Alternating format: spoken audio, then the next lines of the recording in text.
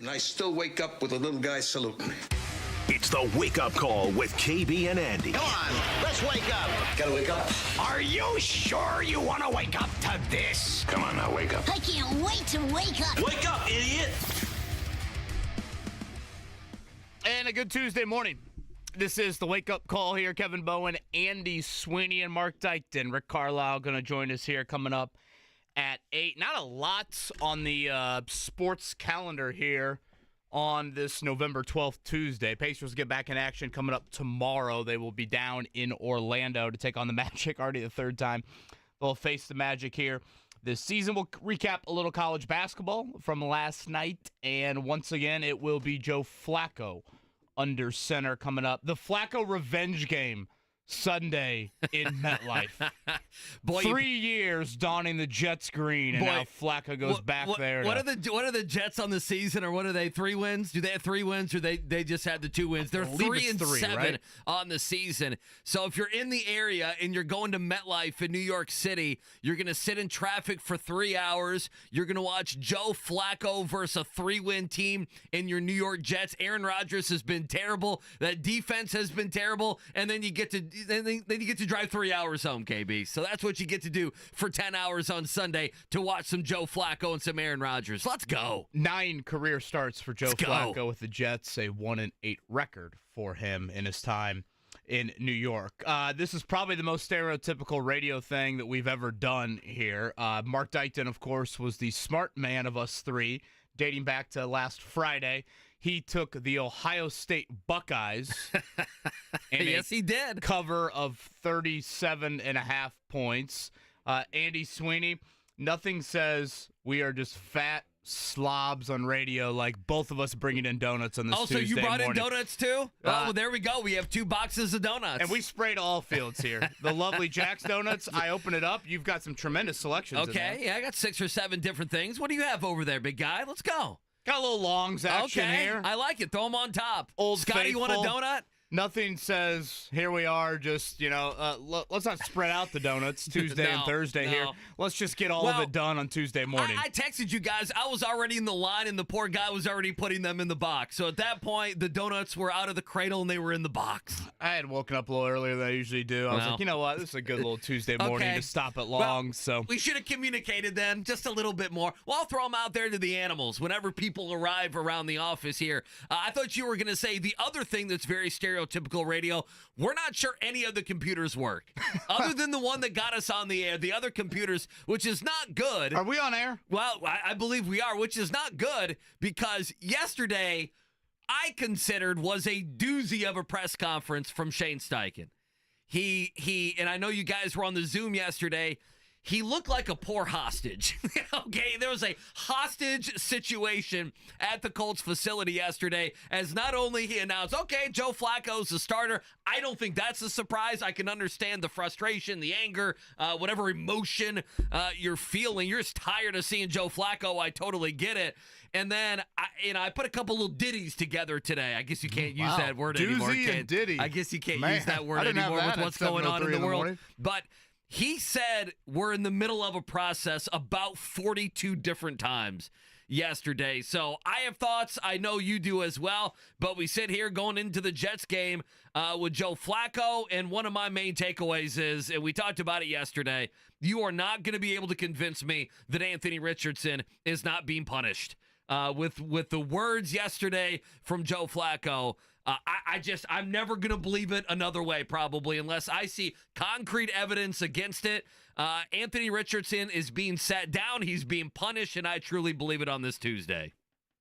Trust the process, right? Yeah. Wasn't that a phrase from Joel Embiid? Yeah. How did that work? The Colts channeling that. Boy, they are so afraid to say anything, aren't they? Oh, boy, they are. And poor Steichen, he's just, part of me feels bad for him. So what's the punishment? Because he is still dressing in these football games. I have asked about work ethic. I have asked about being late to meetings. I have asked about, will he keep his captaincy? Sure. So what's the punishment? A month of not having your job as a starting quarterback? Is that what we're like? I guess magically after the Lions game, is he going to pop back into the starting lineup? Are they going to wait till the bye week? Is this a punishment for the rest of the season. If it's not a punishment, it's coming from Jim Irsay. I mean, yesterday I left thinking two things. Number one, there is obviously something going on with Anthony Richardson. They will not say anything. I mean, yesterday Shane Steichen had a quote where he's like, he's a good person. He's a great human. Nobody cares about that. I mean, I know Steichen's not good with the media. He hasn't had to do it as a coordinator, as an assistant coach, and now he's thrown in here over the last year and a half where he's had injuries. He hasn't made the playoffs. This year is going down, obviously, a spot that nobody wants to see. All the Joe Flacco stuff. So this is a decree from up top with Irsay, which is not a good thing for Colts fans, or it's some sort of suspension. Some sort of, I don't even know if suspension is the right word, where you're punishing the guy, you're sitting him down. And then the other thing, it is abundant with the team meeting. Was it a team meeting? Was it not a team meeting? Was it a normal Monday team meeting? I mean, I don't know what Steichen's trying to do with all that. We'll get to that sound if the computers ever start working. We have the team meeting stuff on top of it, where it's clear. I think that was nothing, by the way. Well, with Quinn Nelson, Steichen didn't make it sound that way. Steichen twice said, we had a team meeting on Monday. When you say team meeting, what do people think when you lose 3 straight games and you bench a 22-year-old quarterback? Come on. Yeah, they have a team meeting every Monday. Well, he's got to be better with his words. He's been here a year and a half. Shane Steichen's got to be better in communicating. Of course, we're not one to talk. We brought 38 donuts to the studio today at the same time. I'll take them all. The other thing, we might need some bourbon, too, for the computers.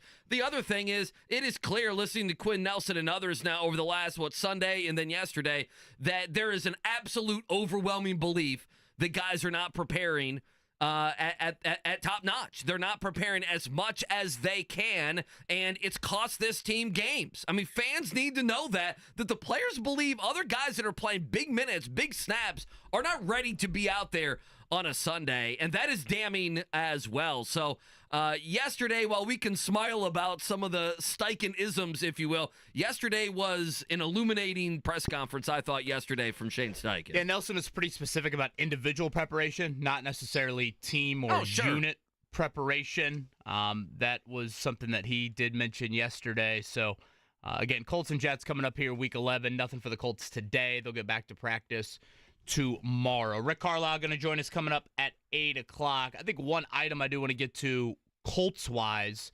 is the question that I've gotten the most right now, non-Richardson related, which obviously that's a dominant theme, is this trending towards a big change or two? Right. What could happen at the end of the year? Now, predicting Jim Irsay is like trying to correct technology in the studio. I mean, it's certainly an impossible feat for myself. So I will probably preface by that. But I would say this. They're currently in a stretch right now where when they've been in a stretch like this before, they have made significant changes. Sure they have. I will share more of that here throughout the show. Again, reading tea leaves on November 12th is probably a little premature with just how the Colts operate. But still, I do think it's worth pointing out. So we'll get to that at some point here on this Tuesday morning. Again, Rick Carlisle at 8 o'clock. The Pacers will have a practice today, off to Orlando. Then they will have a double dip with Miami coming up Friday and Sunday. We didn't really get to it yesterday, Andy, but it is pretty wild how banged up the Pacers are right now. And like the Aaron Nesmith and Andrew Nembhard news from Sunday, in that Aaron Nesmith will be back in December at the earliest, and Andrew Nembhard is going to miss 2 weeks. You could make a debate right now. They might need a guard more than they need a center. Yeah, no kidding. I mean, they have survived without Isaiah Jackson and James Wiseman here for a week and a half. Obi Toppin didn't even play the other day. I know. So, at that point, it's Enrique Freeman and, Pascal Siakam, and I guess could Jarris Walker play a little small ball 5? Do play crazy 20, as that do play sounds? 27 minutes the other night, did Jarris Walker. Well, I want to ask Rick Carlisle at 8 o'clock, when you have those meetings where you realize, hey, we're going to have to play 3-4 guys that we didn't maybe even think we were going to have to play this Quentin season. Jackson is like getting early clock, and I'm like, this is not the fan jam. No, it's not. I mean, we look at Furphy and Freeman and Jackson. I mean, at least those guys, and then even a guy like Jarris Walker that I'm sure eventually it'd be nice if you could play him over 25 minutes, but you did not think that was going to be the case early November, mid-November. So what are those meetings like, and how do you get guys? This is very much a college thing, is it not? I mean, Rick Carlisle came into this season thinking, hey, it's team run it back. There are certain things we're not going to have to do as a staff because we have guys that have been in our system. Some of these guys are older players, veteran players. They understand and they get it. And now you're thrown into a young team, an inexperienced team, some guys who are probably NBA G League, a little bit more of G League guys, and you don't have guys that have been in your system now for a couple seasons. So the only other thing, KB, that we forgot to, just because of all the mess with the Colts, we forgot to laugh at the New York Knicks yesterday, who are 4-5 on the season. And I don't know, you tell me, they went out and got Bridges, who has not been good for them, and they basically traded away their next however many drafts to do so. They went all in, and they kind of just look like an iffy team right now. And I find that to be interesting because that's not what they thought they were going to be. No, it's been a poor start for them. Certainly the East in general. I mean, it's like Boston, Cleveland, and then like everybody else is just stuck in this 500, 10-game start to the season. And the Pacers have one of the wilder 5-5 starts you'll see. They beat the full-strength Knicks. They beat the full-strength Mavericks. They beat the full-strength Celtics. And yet they're only 5-5. So I would say it is a little urgent November for a lot of these teams. Certainly Philadelphia and Milwaukee. I mean, they've been the true kind of laughing stocks off the floor here to start this season. And yes, the Knicks right now with that poor start. Do or should IU fans care at all tonight where they appear in the college football rankings? Again, I say this every day about IU football. I can't believe I say that stuff out loud. Yeah, but you're going to have to get over it. We're going to have to start analyzing them. Yes, I think they should care.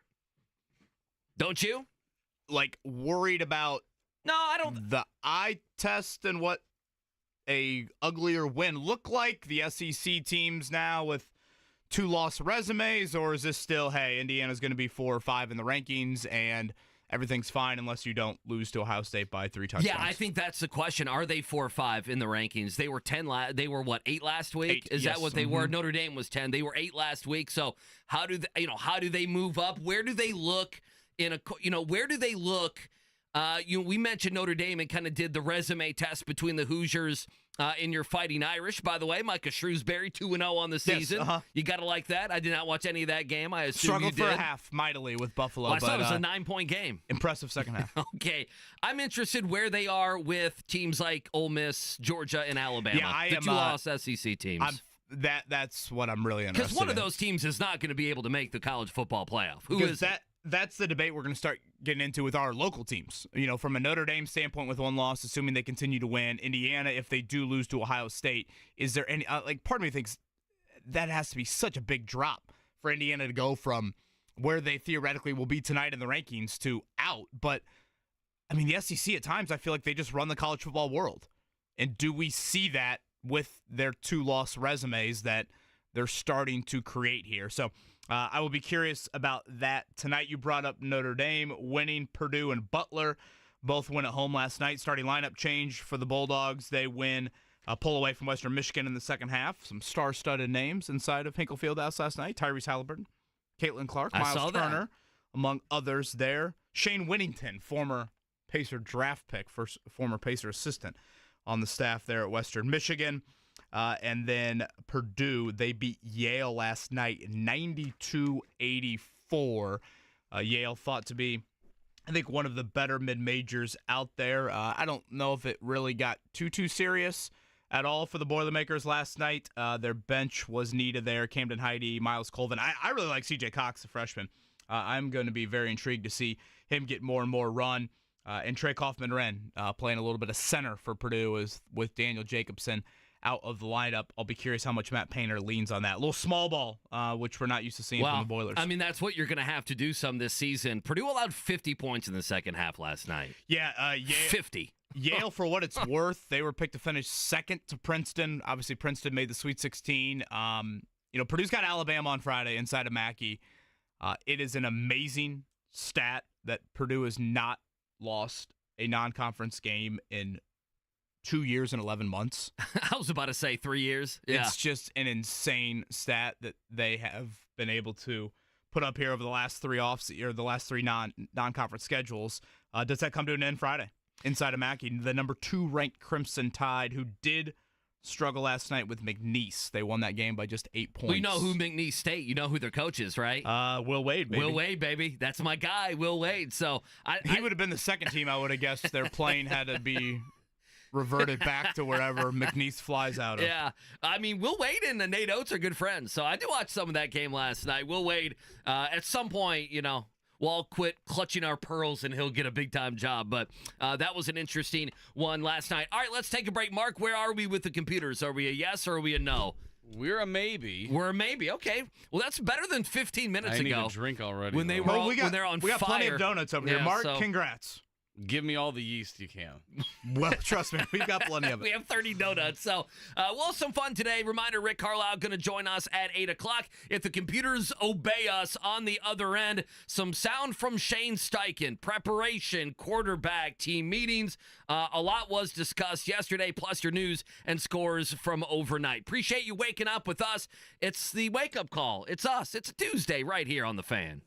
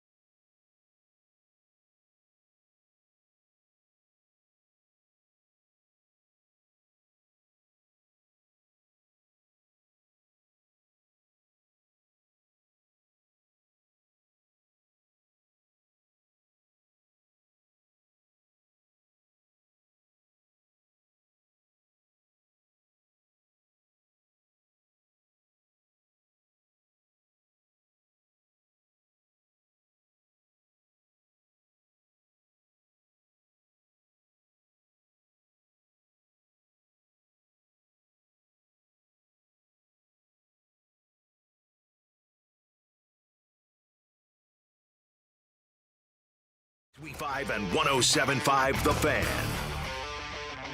Rick Carlisle, he's going to join us here in 40 minutes. Jeff Rabjohn's coming up at 9 o'clock. Obviously, a lot of IU talk with Rabby, the college football rankings week 2. Those will come out tonight at 7 o'clock. Andy Sweeney, go ahead and lead us off with the morning checkdown. Yeah, I mean, obviously yesterday, Shane Steichen meeting with the media after the debacle on Sunday there in Lucas Oil against the Bills. 3 straight losses. Still, Joe Flacco is going to be his quarterback. So after Steichen announced, yes, Joe Flacco is going to be the guy going into MetLife against the Jets coming up this Sunday, Steichen was asked, why are you sticking with Flacco? Joe's a veteran guy, like I've said. You know, he's had 2 games that he'd want back. But again, you know, he goes out there, throws some good passes. Obviously, the interceptions, there's, 3 of those. There's 2 that he'd want back. Again, you just stick with it. You grind through the process of this whole thing, man. It really is a process. So we're going through that process right now, and right now, Joe's still our guy. They are going through the process. We did learn that, yes. We're going to trust in the Joe Flacco process. So Flacco's going to be the starter. Then the other thing was the comments from Kenny Moore and others. Zaire Franklin, obviously Quinn Nelson yesterday, basically supported the comments by other team leaders. Steichen was asked, are you worried about the locker room? I don't, because we got a lot of good guys. I really don't. I think anytime, like I said, when you're going through adversity, right, it's how you're going to respond to it. You know what I mean? Last year we went through adversity. We were sitting at 3-5, kind of in the same boat that we are now, and found a way to get out of it. And we kept battling through it. And I think if you keep the faith and you keep believing and you keep grinding through the process and you got the right mindset about it, it'll turn. Specifically, I want to get into that 3-5 boat here in a little bit. He says kind of in the same boat. I would emphasize the kind of. Certainly on that end, how exactly similar is it to last season? It's not. We'll get into that here It's not. in a bit. All right, last night, let's begin in Hinkle. 85-65, the Bulldogs over the Broncos, the Fighting Joe Wrightses of Western Michigan. Outscored them 46-28 in the second half. 21 assists and 11 turnovers, so a much better performance in that area, which has been an issue for Thad Matta's team early in the season. Augusto Cassia into the starting lineup. They did make a change there. A little bit more versatile throughout, really, their entire starting lineup with that move. And, again, plenty of big names in the building. Last night, they host SMU coming up on Friday. Speaking of Friday, it'll be a big one in Mackey. It is Purdue hosting number 2 Alabama. The Boilermakers beat Yale last night 92-84. I did get a little vibe of like maybe a 5-12 matchup. I don't know, 4-13, something like that. Oh, yeah. With that one, Braden Smith, 22, 9, 6, and 5. And again, the bench for Purdue, Camden Heide and Miles Colvin, guys that we thought could very well be in the starting lineup, haven't been this season. They stepped up. And again, I'm liking what I'm seeing from CJ Cox, the freshman guard there. Not a lot of fear, can score, can defend a little bit. I'll be curious to see what his playing time looks like here throughout his freshman campaign. What do we need to know about Notre Dame last night? I didn't watch any of the Fighting Irish. Well, how much I was time do dialed we into have? other things. Well, Tay Davis, there's 3 minutes here. outstanding. That's certainly a name here in the Indy area. Oh, yeah. Fans will know Sure. a whole lot of. So, yeah, struggled with Buffalo throughout the first half. I was nervous. It's unbelievable. Again, like Notre Dame basketball is my fandom. Right. And obviously Notre Dame football is as well. The amount of pacing I did during halftime last night when Notre Dame was down 2 was just so sad and pathetitic. Are the kids to bed at this point? Was a bath night last night? What's the scene? Max is asleep, thankfully. Good. Rosie, I still owed her reading her a book, and I'm just like, gosh, here I am reading the book thinking, do you think Braden Shrewsbury hit a 3 to start the second half or not? Right. You don't want to lose to Buffalo early on. That's how you end up in the NIT. Such pathetic It really parenting is. by me last night. So I apologize to the Bowen family. Notre Dame got the win, so Dad's happy. Everyone's good there. College football playoff rankings tonight. Reminder again, we were talking about it segment number 1. Indiana was number 8 last week. The 2 teams that I'm watching tonight for Indiana are as follows. Bama went on the road. They were number 11, but they were in the college football playoff. Where is Alabama? I mean, Alabama goes on the road. They beat LSU. Is there a chance Alabama is just right there behind Indiana? How much do they respect that 2-loss SEC team? And then the other one is, would you put Indiana ahead of Miami? Miami, who's had a bunch of close games. I feel like Miami should be behind Notre Dame. Listen, Miami's had close games against generic teams. And they, for the most part, Saturday got taken to the woodshed by Georgia Tech. And Notre Dame beat Georgia Tech handily in Atlanta. Listen, they controlled that game, did Georgia Tech. So where is, you mentioned Notre Dame. You're right. Where is Miami with Indiana? Where is Miami in accordance to Notre Dame? All those things we're going to find out tonight. The only other thing I would mention here, Rick Carlisle again going to join us coming up at 8 o'clock. I think this is one of the cool things when we get into holiday season this time of year. A lot of local athletes out in the community with their respective events. Rick Carlisle was out at what has become certainly a long time event for the Pacers. The 27th year yesterday of the Come to Our House event. So Tyrese Halliburton, I think, is now the new spearheader of it there, but the Pacers community has been heavily involved in this for multiple decades now. They welcomed more than 700 Hoosiers experienced homelessness in the community for a holiday meal yesterday over at the Fieldhouse. Kenny Moore did his passing out of turkey's event, and then tonight over at the Colts complex, we've heard Ryan Kelly share this with us. Him and his wife Emma have been so public with certainly their struggles, and they're going to have a community baby shower tonight. Oh, that's great. Yeah, over at the Colts complex there. So Count the Kicks has been a huge organization that they have helped spearhead with losing their daughter, Mary Kate. So they're going to help reduce the number of preventable losses while ensuring that all parents feel supported and educated as they expand their families. So that will be tonight over at the Colts complex. Well, it's great. Yeah, no, it is. Holiday season, so many of these guys, men and women, obviously couples and everything else, all the teams doing a great job. So great for them. All right, let's take a break. Coming up on the other side, KB, you mentioned it. If this season continues to go the way that it is, what big picture changes could we see? Plus, some Shane Steichen sound as well. Appreciate you hanging out with us. Rick Carlisle coming up in a half an hour. It's the Wake Up Call, 93.5, 107.5, The Fan.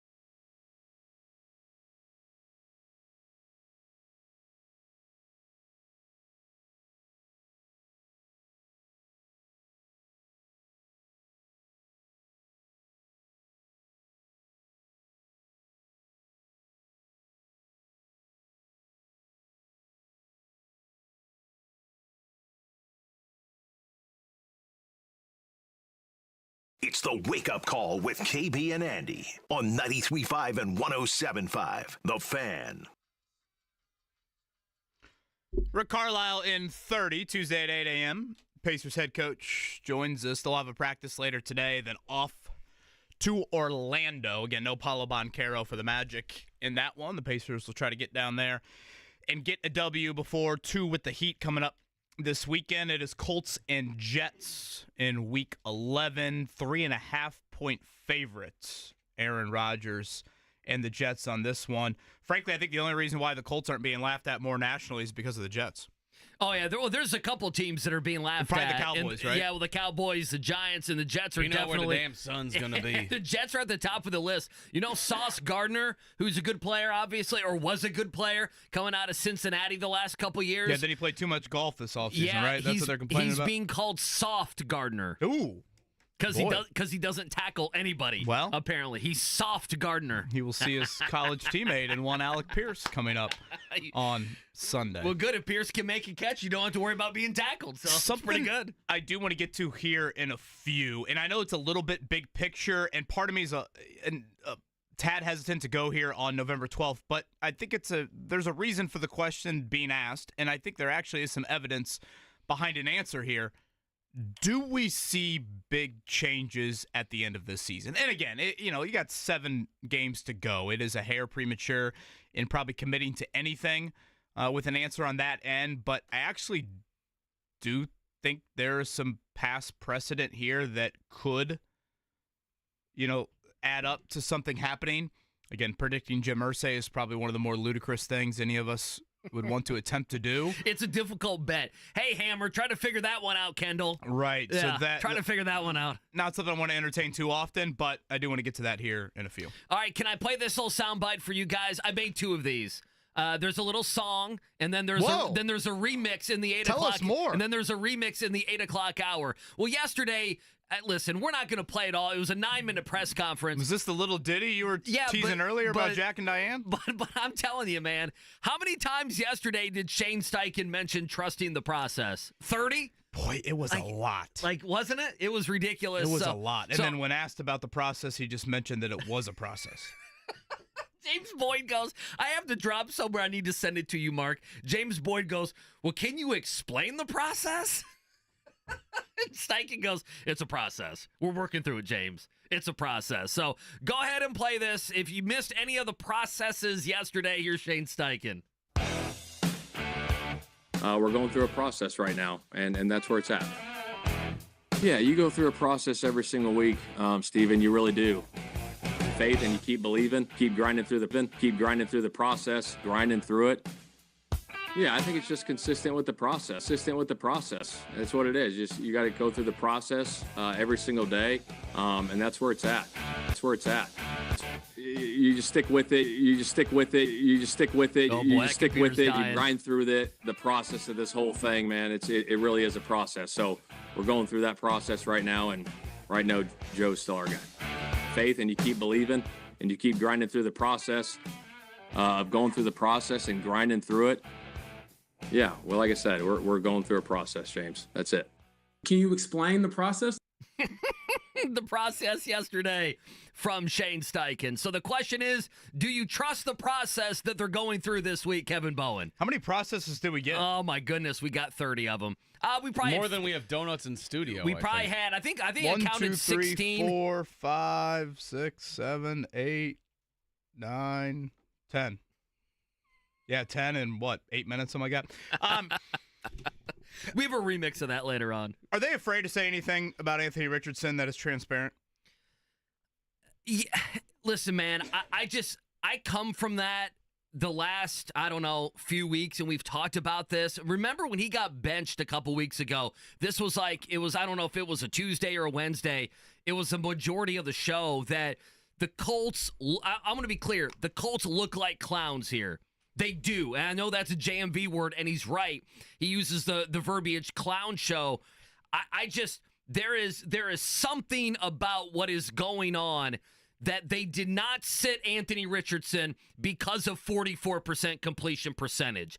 I also don't think it's something mean and nasty. I don't think he is a bad teammate. I don't think he is, a bad guy in the locker room. I don't think he is any of those things, okay? But there's something here that they're just afraid to say. They're protecting Anthony Richardson for the future. I mean, part of me was like, are they protecting him so they don't hurt his trade value? But by not playing him, you're also potentially hurting trade value. I know it sounds silly, but they are being so coy about what is going on with him that it leads me to believe there is something behind the scenes that when we talk about preparation, when we talk about time away from the normal 9 to 5 of being in the facility, that AR is not doing and consistently has not been doing, is the reason we're getting this. I mean, Flacco has been terrible the last couple weeks, and I think they're sticking with Flacco. In fact, I could see them sticking with Flacco not only this week, perhaps if he plays okay, the Detroit game, New England, and then he'd get a bye. I mean, to me, are we talking about after the bye? Perhaps we see Anthony Richardson, but I left yesterday discouraged that the locker room believes that guys are not going above and beyond in their preparation, and the leaders of this football team believe it has cost them games and could continue to cost them games, and then nothing about the Anthony Richardson benching smells right, does it? What do you think? I think there's more there. I mean, people have, I guess, heard me ask and have asked why are you asking these questions about work ethic? Why are you asking these questions about late to meetings? Why are you asking these questions about keeping his captaincy? Well, because it's not all adding up. And I think those questions are worth being asked. And you could look at it two ways. If you're Shane Steichen and you field those questions, it's lobbed up to you and you could just absolutely swat it right back in my face. For example, and Mark, if you could play this audio, ask Shane specifically about, and this was a week ago Friday, has Anthony been late to meetings? Is he not showing up enough in the building? I mean, Andy, if that was not true, what a moment for a coach just to be like, that's the dumbest question I've ever heard. Or there's no truth to that whatsoever. There's no validity. All of those things. Shane Steichen's response was this. Any truth to Anthony wasn't in the building enough, showing up late to meetings? Any truth to that stuff? I have not heard that. I have not heard that. He's the head coach of the football team. That's the oddest answer he could have given. Like, so when you hear that answer, deny, I didn't hear that. Yeah. When you hear that answer, how do you not continue to think about what more is happening here? Like, why the 180? Like, nothing about this season said healthy Anthony Richardson is being benched before Halloween. None of that was in the cards this season. And now you're opting for a Joe Flacco for a third straight week who is an absolute turnover machine, and there's nothing veteran leadership about anything he's doing on the field right now. So it's murky. It's awkward. There's no transparency whatsoever. There's no clear answer whatsoever. It's vague. The actions are as pathetic as, frankly, the words are as well. And it's a very irate fan base. And how do you not side with that right now? Because there's just nothing of, I think, real kind of truth and honesty that we're getting that explains this. You know, whether it's the process word. To me, I look at it like this, Andy. It's quarterback in the NFL. Walking a fine line of, hey, you know what? There's a high quarterback standard that comes with playing in this league, and we feel like Anthony needs to grow in some areas there. Whatever. Meet the Monday through Saturday requirements. Shane's got a quote in the building of, you earn captaincy every day, et cetera, et cetera. Utter that statement. Okay. Something along those lines. Because right. I don't if believe this is a true benching per se, then why is he still dressing? Well, sure. And why is he the backup? And he's your backup. And, you're a Joe Flacco. Why is he still a captain? Injured knee away. If all these guys are talking indirectly about Anthony Richardson, which I don't think they are, to be honest with you, but if some of these guys are, would the captaincy and the leadership go to Shane Steichen and say, we don't want him to be a captain anymore? Right. I mean, shouldn't that be a question that's on the table for you here? And again, all the answers are very vague on that end. And this is, every voice that is spoken. And, there are several coaches on this coaching staff that certainly, I think, speak more of their mind than some others have on this topic. You know, Reggie Wayne, for example. I think Gus Bradley, when you ask him about specific players, does that. Tony Sperano Jr., I think, has done that about the offensive linemen. So I don't think this is like a mandate from the top down. But when you bring up Anthony Richardson, they answer questions like, my parents asking me if I drank last night in high school. You're beating around the bush just a little bit. Oh my! Just a little I'm just bit. Squirming like none other, and it's just, again, it's actions and words. Usually, I don't put that much stock into like overanalyzing all these words, but when it's this position, it's this big of a decision. It's a total 180.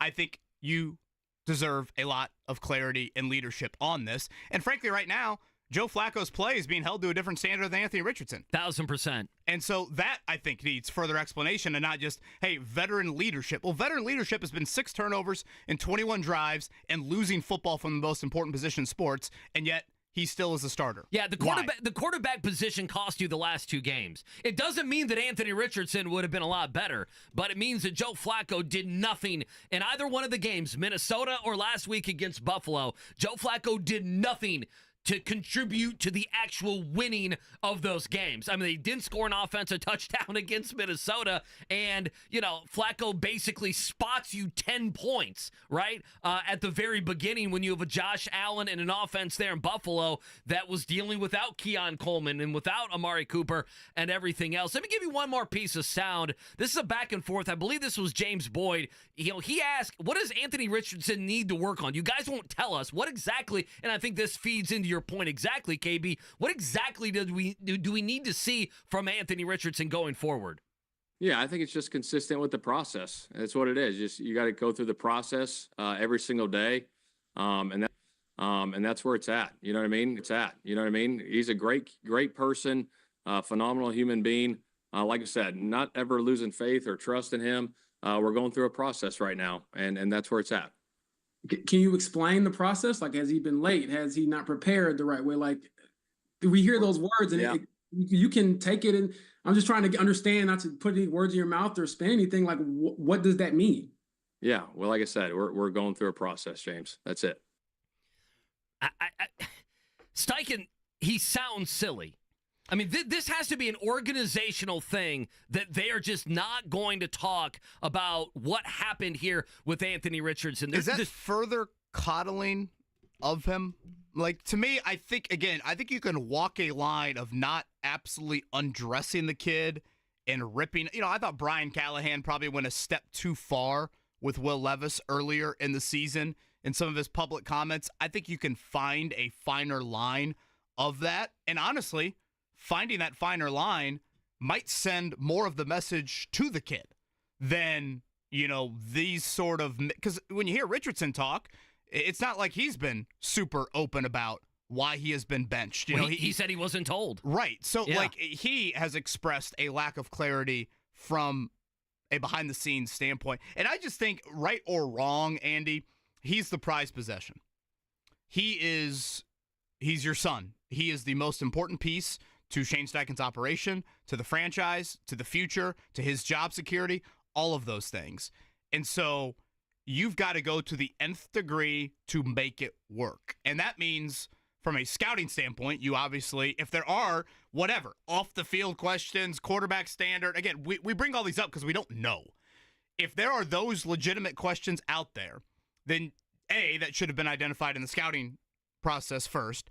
And then B, once you get him into your NFL building, then you need to make sure that you support. It's about support and development. And whether that means whatever, Shane Steichen needs to pick him up on his way to work or whatever that is, or you demand that he's in the building at this time and these are the media. Like, you go to all of those levels because, again, right or wrong, Anthony Richardson did not grow up in any quarterback culture. This is not Arch Manning. This is not C.J. Stroud. This is not Kyler Murray, who went to all these, you know, the big high school that Kyler Murray went to and, you know, in Texas and all these 5-star Elite 11s, et cetera, et cetera. Richardson was not that. And so expecting him to, I think, be in that standard or at that level is a little bit unfair, and you've got to go above and beyond. Even if that pisses you off and you feel like he should know those things, he doesn't know them. So make sure that he does know that. What do fans, I mean, I'm just wondering. I don't disagree with you, but I think there's a lot of people listening saying, oh, now we got to, you know, we got to pick this guy. We got to tell this guy how he needs to work. I think there's some of that. And what they've done here is, while protecting Anthony Richardson with some of the Kenny Moore stuff and some of the stuff you hear, I mean, JMV's talked a lot about in the afternoon, some of the extra work perhaps that AR is not doing.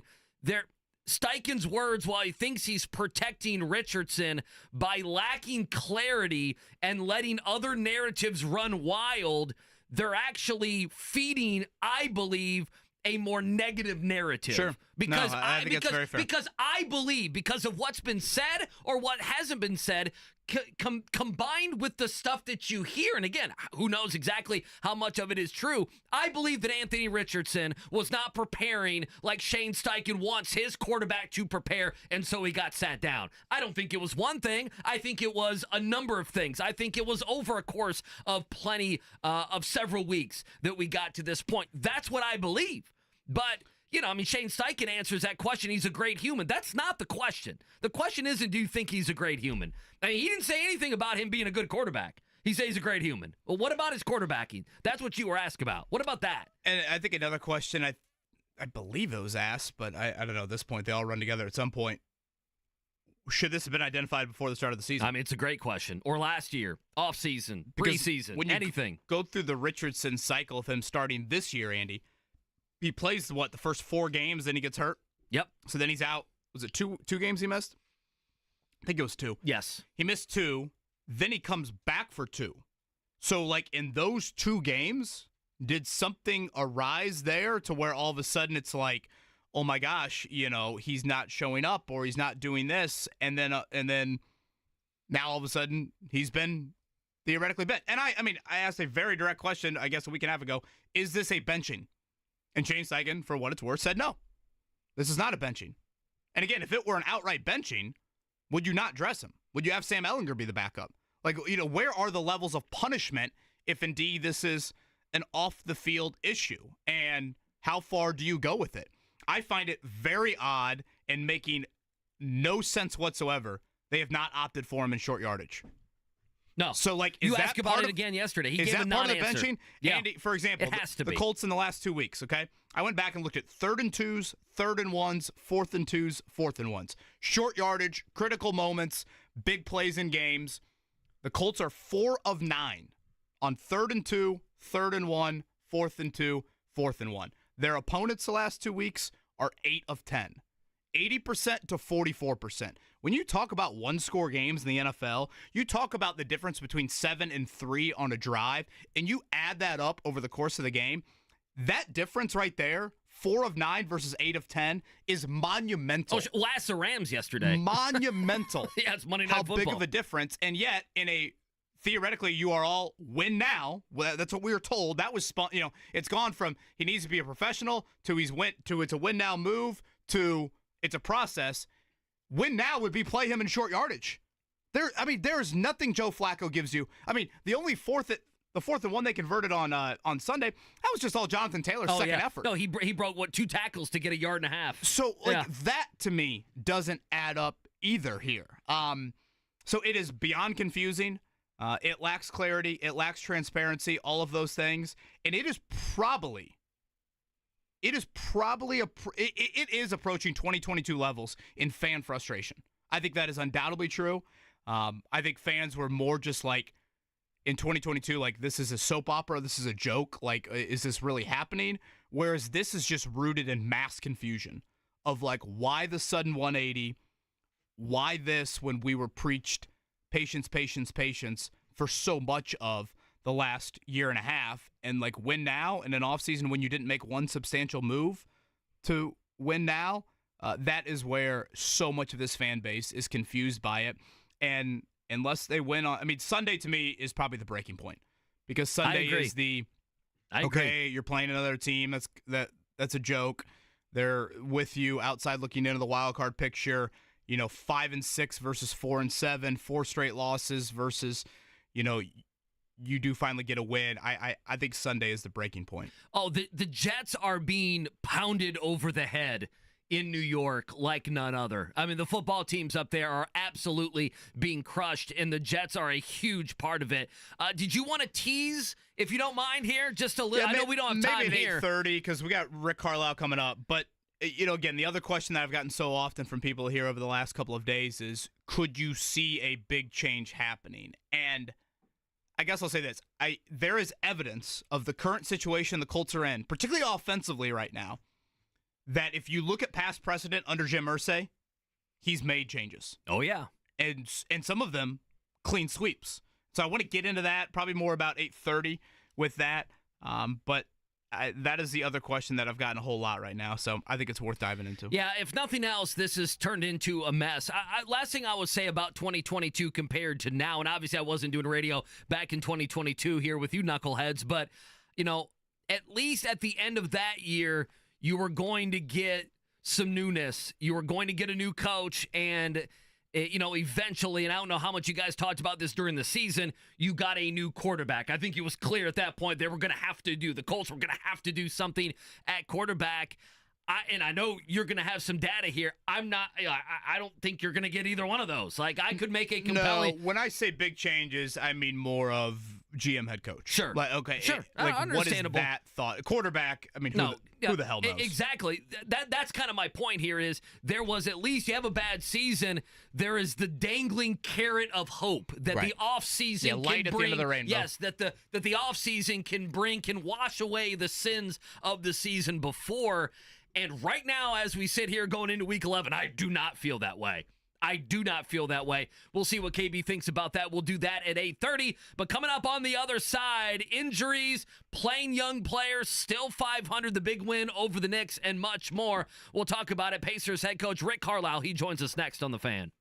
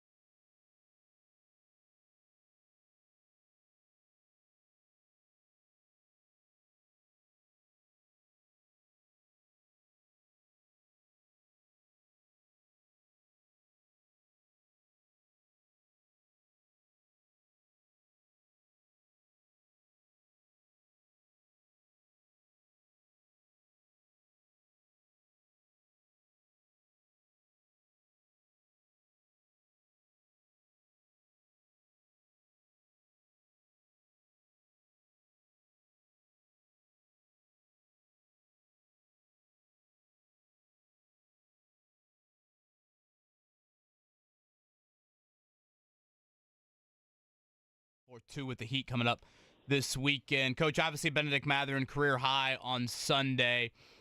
I want to go back to the draft process with him. What do you remember about kind of your early viewings of him at Arizona and what ultimately sold you guys on taking him with the 6th overall pick? Yeah, he was. It was an interesting draft, and a lot of the draft, the mock drafts, I should say, had him lower. Had him like 8, 9, 10 in the draft, and we watched film on him, and I never saw him play in person, but we did see his workout, his individual workout out in LA, and he was just really impressive. He shot the ball great, athletically. I mean, he's really at a high level. I don't know, top percentile in the NBA. He's one of those top 5 or 6% guys there, and you could also tell that there was just a tenacity about him. He came out for one of his workouts, and there was a string of these workouts, from Santa Barbara down to LA, down to a couple of other venues, and I think we saw him once, but we may have seen him twice. Anyway, he comes out there and immediately takes his shirt off, and starts into the whole thing. And so, this is a guy that's, pretty brash, pretty bold, and he's a beast. And I actually affectionately call him Beast because I just think that's how he approaches things in his life. He's just a really aggressive competitor.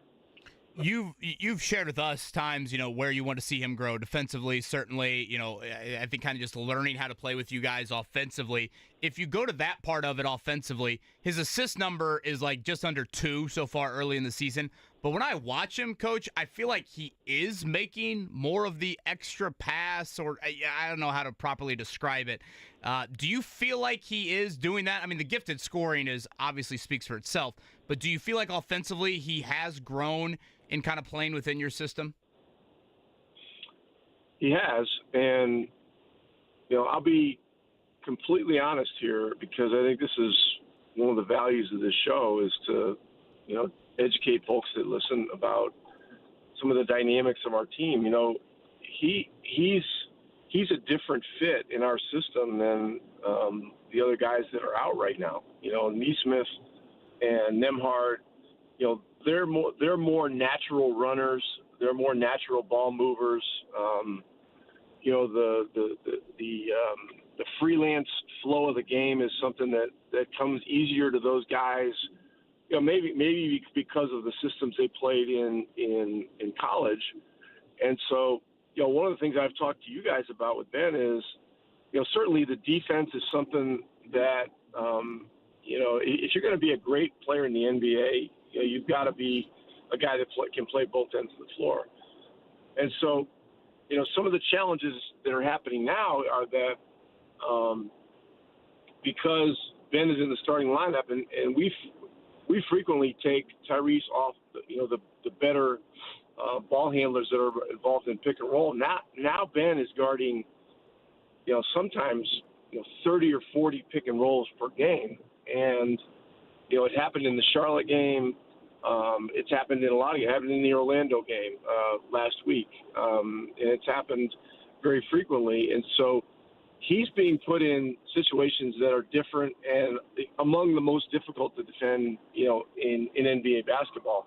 That's a big challenge. And, and there's a scoring load there, and because he's a guy that's gonna score.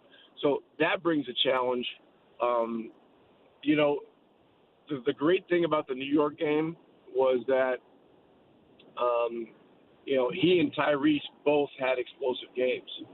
For Tyrese, getting the best players to play with him, around him, is something that we're always looking at. And up until the game, Sunday, it hasn't always been a perfect fit, with him and Ben. But I love the fact that, Ben keeps bringing his game closer to the way our team plays.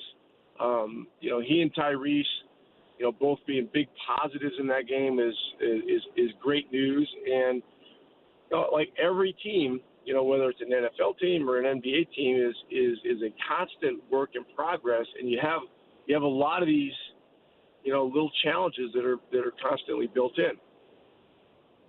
Rick Carlisle with us here on the Payless Liquors Hotline. It's a Tuesday here on the Fan on the Wake Up Call. Let me ask you this, Coach, and I asked this with a smile just because you talked about it after the game on Sunday. Your game tipped off at 5 o'clock. You had a bunch of angry Colts fans that were in the building cheering you on against the Knicks. When you're getting ready for a game, and obviously you knew down the road at Lucas Oil the Colts were playing, at what point did you know the Colts lost and you were going to have a bunch of angry people in your stadium on Sunday? When did you know? Well, I have the game on in my office, so I'm watching the game. So it's it was a 7-point game, and then it was a 10-point game, and so I'm certainly doing other things as well, but I was aware of that. And look, it's just you're playing the Knicks. I mean, there's a legitimate rivalry there, and it's a Sunday afternoon. That's a prime time, time of the day to get crowds, So I expected a great crowd either way, and so no, it was great, and really I didn't see a lot of Knicks fans in the building that day. I saw a lot of Josh Allen jerseys, as I was driving up to the arena, Sure. Whatever time it was, 10:30, 11 in the morning.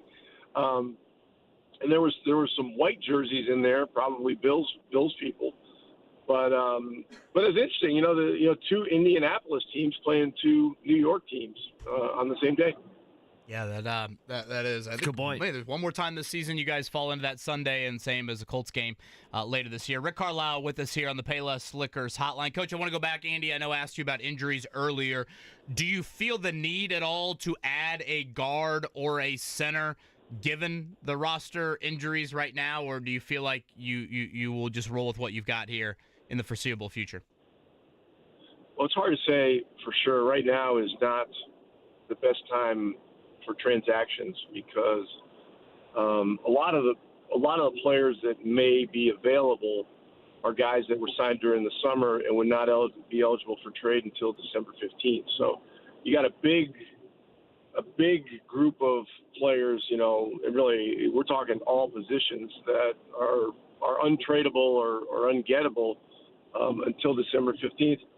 And that may be true even if they get waived. I don't know that for sure. So look, we're gonna do the best that we can here, and we'll see where the health situation goes. Obi Toppin was a late scratch for the New York game, and there's a guy who played 82 games last year. So we're hoping. I saw him yesterday on the off day. He's doing better. He may be available to play against Orlando, but now is not the time to be throwing guys out there that really aren't right, and you risk prolonging this. We're 10 games into this, and we got 72 more. I mean, this is a marathon, so game by game we'll evaluate, and we'll do whatever is necessary to try to keep the guys that are currently healthy. We'll end with this, and as always, we appreciate your time on these Tuesday mornings. I'm not sure if you've added to this stat, but I found it rather impressive. This was a couple of games ago, but you guys challenged a play during the game, and I think at that point you were 5-1 on challenges during the year. And it kind of panned to your bench, and you looked behind the bench. I guess you weren't challenging this particular play because I believe it was a woman behind your bench gave you the thumbs down after looking at whatever, the laptop, the Microsoft Surface, whatever it is. If you don't mind, could you walk us through a little bit of like what goes into that very split second, 2-3 second decision and what you need to hear, maybe more from behind the bench versus on the court from your players, and what leads you to decide to challenge a play or not? Well, as you can imagine, if you were only going to listen to players, I mean, You would be 5-1. You'd be challenging every play that happened. I mean, because in the heat of the moment, those guys are pretty staunch in their innocence. But you got to look at things, and there are also some other factors. So the girl behind the bench, her name is Lauren James. She's new. She's our manager of basketball analytics. We lost Zach Chu, who was doing it for 3 years. He had an opportunity to go to SMU to work there, and he's a Dallas guy, so we allowed him to go. And then we had to conduct a pretty brisk search, toward the end of the summer. And Lauren was one of 6 people that we interviewed, and she had done an internship with the Pacers two or 2.5 summers ago, and done a really good job. And our analytics people were high on her and recommended her. And she was doing a fellowship with the Colts at the time that we reached out to the Colts to ask permission to speak to her, and then she won the job.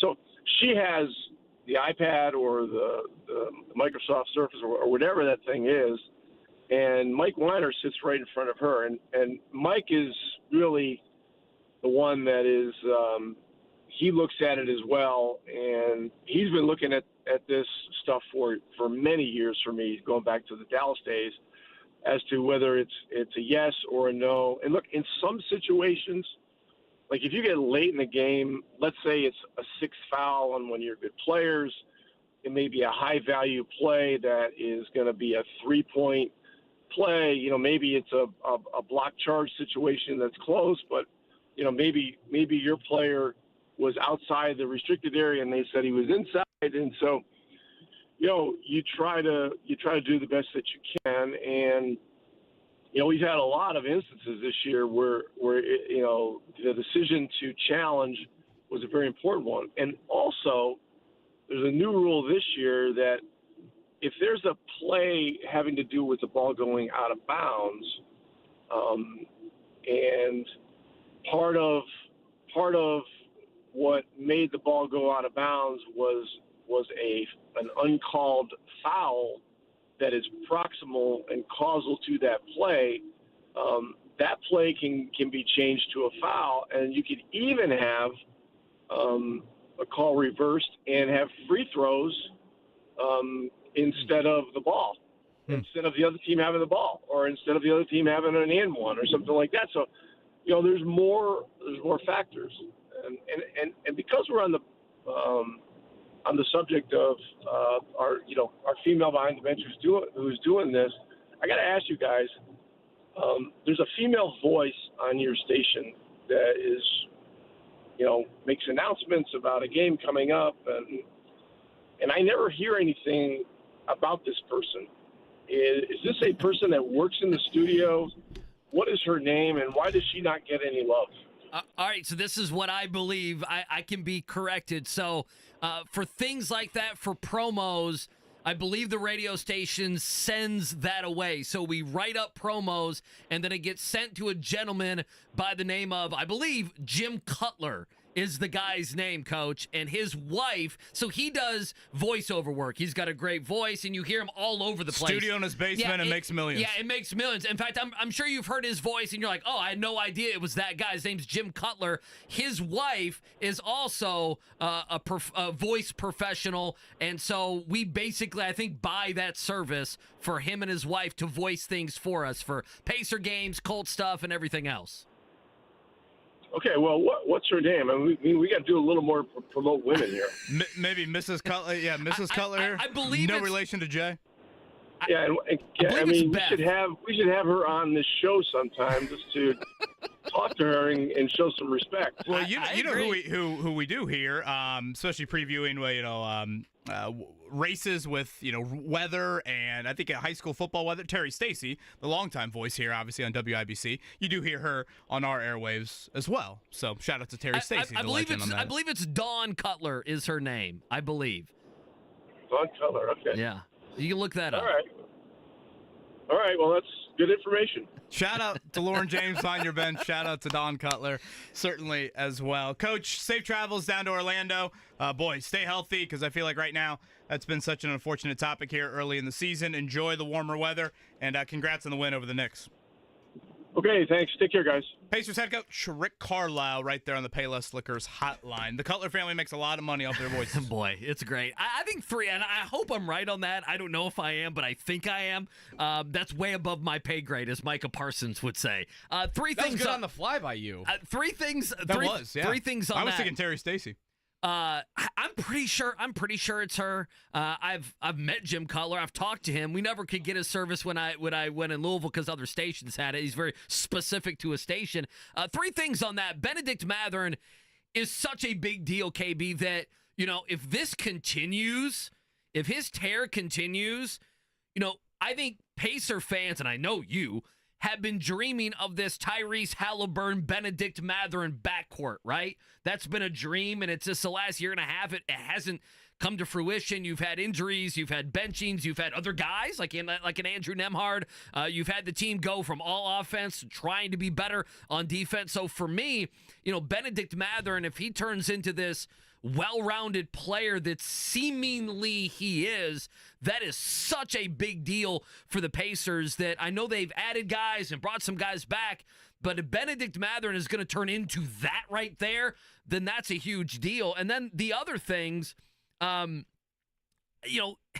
at the Eastern Conference right now, and if you're the Pacers, I guess it stinks you have all these injuries because you could absolutely maybe even lock yourself into like the 3 seed, like early on in the season. My point being, there are 2 teams right now in the Celtics and Cavaliers over 500 in the Eastern Conference. The Western Conference has 10 teams right now over 500. The Pacers are like the Colts. A little bit. The Colts are staying alive because the AFC, that last spot, is up for grabs because it's a bunch of generic teams. Right now, the Pacers are absolutely going to be able to weather this storm, or at least I am hoping that is the case, because the Eastern Conference right now is very, very average. And I'm being nice saying that. It's quite frankly below average in many respects. We think the Pacers have played okay. They obviously have 5 losses. They're 5-5. And right now, if the playoffs were to start today, they'd be the 3 seed. I didn't think I would hear the Pacers are like the Colts today. No, they are. And it's really not them. It's more of the AFC and the Eastern Conference, I guess, or the back end of the AFC playoff picture and what's going on right now. I mean, the Eastern Conference, the Bucks and the Sixers and the Heat and just all these teams are just like 3-4 win teams. The thing about Mathurin, he's been an all-star through the first 10 games. And I know that might sound like kind of a stupid statement, but if you are going to go off of that, he certainly has been that. And he's doing all the things you would expect. High-level scoring, getting to the foul line better than anybody in the team. But, when I asked Rick about, I feel like he is doing a better job of making the right pass. It's not perfect, but for a wired score that Rick Carlisle labels the beast, that's a lot to kind of ask him to do that and find that balance of attack, or, hey, let me just drop this off to Siakam because my advantage here probably isn't as great as I think it is. And the ball might come back to me, or it might not, and it's not the end of the world. So I think that aspect needs to be pointed out to Mathurin of, I have seen that from him. And then as Rick pointed out, they've given him, and a lot of it is due to no Aaron Nesmith and Andrew Nemhard, he's had to take on some big defensive assignments. Sure he has. Tomorrow night, will they be Franz Wagner type of moments for him? That is probably something on his plate. This weekend, Tyler Hero, Jimmy Butler, those sorts of things is probably going to be there for him. So I think that's really key because right now, again, just based off the sample size we've seen, this is the ascent that you were hoping for. This is can you develop one of these guys internally into the next level? It's 10 games. It's November 12th. Let me preface all of that. But he is doing that right now. Now, can you string it together? Can you do it for month on months, et cetera, et cetera? The schedule is going to really toughen up in December especially. I think those are all things that we look forward to. But, boy, I just really blown away by the start to the season for Mathurin. Again, Aaron Nesmith out until sometime in December. Andrew Nemhard going to be out 2 more weeks. The schedule starts to lighten up, I think, a little bit in November. But, Andy, they have 9 of 12 on the road in December. Yeah, I'm looking at it right now. And they'll have 2 in-season tournament games we don't know yet. So, I mean, can you imagine if they make like the in-season finals? Obviously, that's a good thing. That means you've won some games, but those would be both in Vegas again. Like it's a pretty daunting month of December. It's kind of like where the Colts are, where the Colts just were at, and leading into the Lions game next week. Right. It's probably that type of stretch. Just quickly again on Benedict Mathurin, with the way last season ended, other guys were being promoted. I mean, they went out and signed and re-signed Andrew Nembhard, and a lot was talked about. I mean, Benedict Mathurin got put on the bench. Nembhard became a starter, and then obviously the injuries happened and everything else. I mean, you guys remember the conversations at the end of last season. I mean, Carlisle on with us challenged Benedict Mathurin when he had his press conference at the end of the year. They challenged Benedict Mathurin. I mean, they were saying things like, hey, you saw us go to the Eastern Conference Finals when you were injured. You need to become one of us. I mean, the rhetoric, the conversation, the challenges that were out there for a guy like Mathurin, I didn't know if he was going to start doing this 10 games in. We did not know this. We talked about him coming off the bench, and, if he's 14, 15 a game, okay, but that is different than what he is right now. And I think that just needs to be pointed out that we did not know, if he is blossoming, like you mentioned, KB, into, hey, this guy is a starter, you're going to put him next to Tyrese Halliburton, you got something here. You got a lot of something here. That is a different conversation, and that is a guy maturing into, there's so much negative. Right now, Anthony Richardson, is he maturing into this great quarterback or whatever? Benedict Mathurin is on the other side of that he is on the precipice of that actually happening, and how that's going to affect this team when everyone comes back healthy. That, to me, would excite me if I'm a Pacer fan. Certainly on that again. And again, the Pacers off to Orlando coming up later today. They will take on the Magic. Mathurin's last 6 games, 24 points, 54% from the field, 56% from 3, and probably a number Rick Carlisle loves, maybe more than any of them, 8.2 rebounds. Very needed for a team that has struggled in that area. All right, coming up in a few, is there anything we can point to with where the Colts are at right now that means big changes could be coming? I think there could be some evidence on that. We'll share that coming up here in a bit. Before that, Andy Sweeney, go ahead and check it down. The Morning Checkdown on 93.5 and 107.5 The Fan. All right, let's start with Shane Steichen. He met with the media yesterday. Obviously, the Colts coming off that 30-20 loss to Buffalo. They've lost now 3 straight. You got the Jets coming up on Sunday. KB, I believe this was your question, if I'm not mistaken. Steichen, I think you were the one that asked him on preparation. Preparation. Kenny Moore talked about that. Players have talked about that. Are they preparing the right way? Here's Shane Steichen. You want to prepare like crazy. Heck yeah. I think that's one of the biggest things in this league is, the separations and the preparation and putting in the work, not only because everyone around the league is going to prepare, right? Everyone goes to meetings and everyone goes to practice. But it's also on your free time, doing what you need to do to get ready to play, because there is the game within the game that you got to go play. Obviously, it's the ultimate team game, but you got to win your one-on-one matchups. But yeah, the preparation piece is huge for sure. Yeah, I found that interesting. That was the last couple days. I thought some different Colts people, players, and now Steichen talked about this, KB. That was probably the most animated he was on any answer yesterday. Your free time, outside of, yes, you're here for meetings, yes, you're here for practice, but what else are you doing? I think that is now, over the last 48 hours, the common theme. As for the Colts, they're in New York taking on the Jets 1 o'clock Sunday on CBS. I know, part of me is like, if we really are questioning, Anthony Richardson per se off the field, it's like, wait a minute, he's not doing enough off the field and he wasn't good. Joe Flacco's doing a lot off the field and he's not very good. Yeah. It's not good. That's just the best way to put it. Yeah. Probably very simple, but yet sad, but true.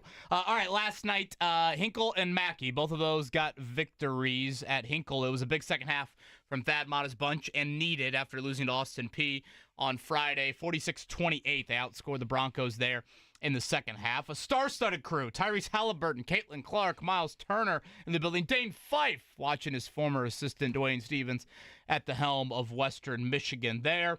So plenty of familiar faces on both sidelines there, led to a lot of those people in the building. Pierre Brooks with 20. And then in Mackey, 92-84, Purdue beats Yale. This is a Yale team that I think some think can challenge Princeton for the Ivy League championship. It never got too close. I mean, maybe 6-ish. I feel like was kind of the closest it got in the second half there. Braden Smith, 22, 9, 6, and 5. Some good bench minutes from Camden Heide and Miles Colvin. Purdue definitely hasn't been flawless by any means through their first few games. They will now welcome in the number 2 team in the land, Alabama, to Mackey coming up Friday night. I love these non-conference on-campus games that college basketball provides. We got Kansas, Carolina, a great game. Oh, yeah. The other night, like tonight's Champions Classic, I don't know, the NBA Arena feel in Atlanta just doesn't do it for me as much as what Mackey will be like Friday night, again, what Fog Allen was last And college basketball doesn't care. They outside of Matt Painter, you have to play in another arena. Do you remember the Zion Williamson game when he beat Kentucky in that Duke game? Was that here? It was in Indianapolis because I covered the game, and the fine people there in Gamebridge, they credentialed every Kentucky blogger boy that you could ever find, KB, and sitting up there move the game to Lucas Oil then. Sitting up there while they were watching Zion Williamson and R.J. Barrett. Who was the other one? Was it Tyus Jones? There was another one. Who was Cam Reddish? Oh, yeah, Cam Reddish just absolutely destroyed. They won that game by 40. Tonight lacks a little luster. It is number 1 Kansas. These games are down in the Hawks Arena in Atlanta against Michigan State, who is actually receiving votes. They're not a top 25 team. Right. And then the nightcap, or the second game, I should say, will be number 19 Kentucky against number 6 Duke. So you will get Cooper Flag, and obviously Kansas is ranked number 1, but still maybe not the top 10 appeal that it has been in years past. All right, let's take a break. I guess I should mention college football playoff rankings tonight as well before. Or do they do that halftime of the Champions Classic? Oh, that's a good point. It might be a little later. Or between the games? 6:30 is the first game, so maybe you'll get them at halftime or between. Yeah. That's what they should do. That's a good point. I need to look that up. I know they've done that other years. On the other end, what could the Colts do? Big picture. KB has a couple thoughts. We'll dive into that next on this Tuesday. 93.5, 107.5 The Fan.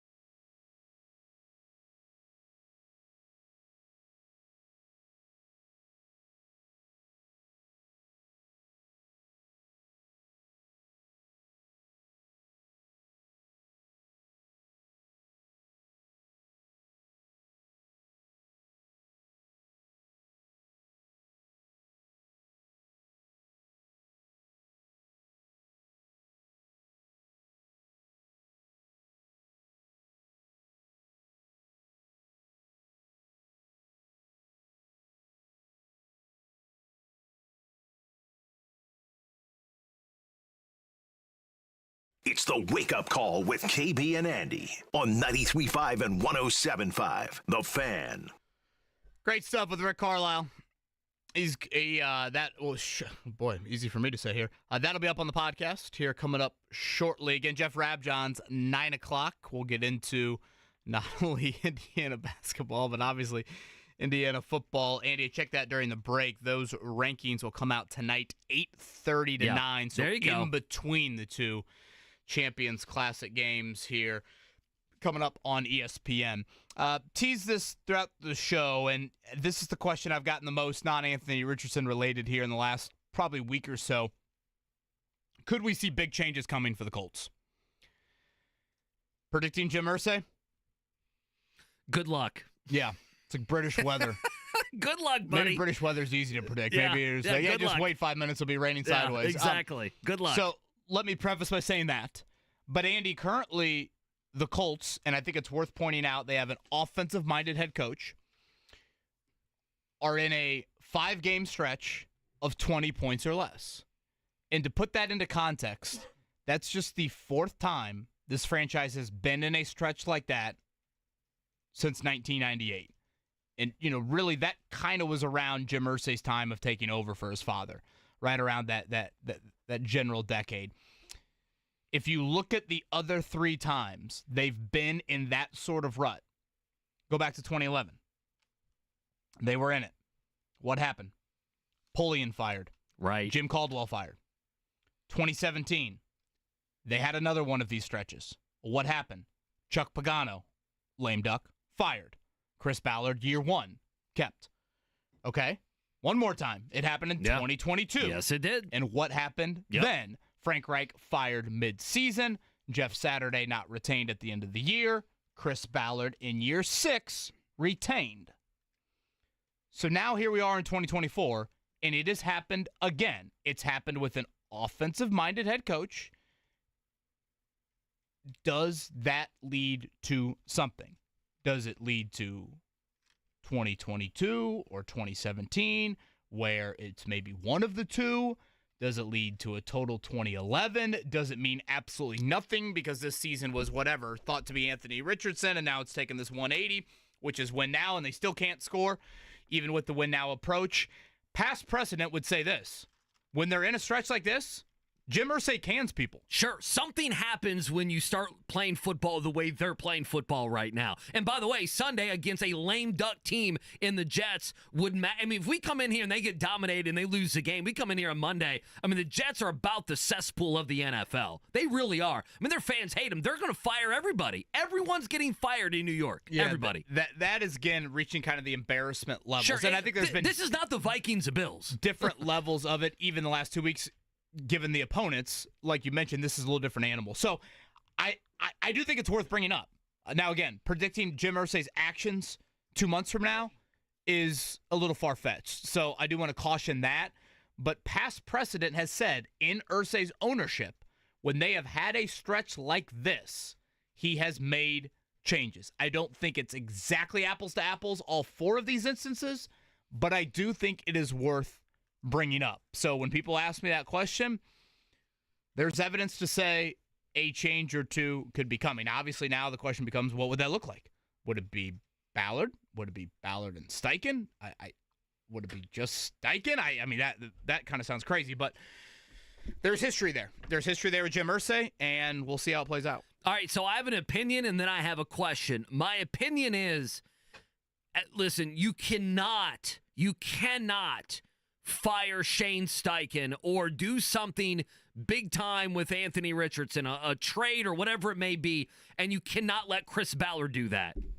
I'm very strong in that. You cannot let Chris Ballard draft. If you believe AR is not the guy, you cannot have him draft or go sign the next quarterback, and you cannot keep Chris Ballard and let Shane Steichen go. That is not me backing Steichen. In fact, if you're Jim Irsay and you want to clean house, that's fine. Then you got to clean Steichen out of here and his staff, obviously. And then on top of it, it's got to be Chris Ballard. That's my opinion. We shall see what happens there. My question to you is, that is very sound logic from you, but again, doesn't mean anything what Jim Irsay is going to do. As we know. 1,000%. So that You is know how just, many shots Michael Jordan's missed? You know how many games Michael Jordan's lost? so that's just my opinion. The question, Shot on Elo. Oh, it hits Benny the Bull over the backboard. That's Cavs rare, survive. it never happened. My question to you would be, and ultimately, it's their fault. Steichen was involved in the process of going to draft Anthony Richardson 4th overall, and obviously Chris Ballard as well has built this team for whatever that's worth. If Anthony Richardson was benched this year by something other than play, which we both, to some extent, KB, think has happened here. Yes. How does that change things? Because then it's not just it's poor play, then it's a preparation, then it's a maturity thing, and that ultimately might be worse to Jim Irsay, or it might be a lifeline. Like, I don't know how he views what's going on with Anthony Richardson. Well, again, to me, for Jim Irsay, how is that not worse? Because that's more of a misidentification in the scouting department. Listen, I totally agree with you. I mean, that investment was the most important investment this franchise has made since Andrew Luck in 2012. Sure it is. I mean, bigger than a head coach, bigger than a GM. You get quarterback right, quarterbacks can cure a lot of things. Look at Josh Allen. For your franchise. Yeah, look at Josh Allen. They can make a lot of people look really, really Yes, good. they can. So that would be, and again, this gets into a conversation we had yesterday, Andy, of if I'm Jim Irsay right now evaluating my lieutenants, Chris Ballard, one of his biggest beliefs, arguably his biggest, locker room. Sacred, holier than thou.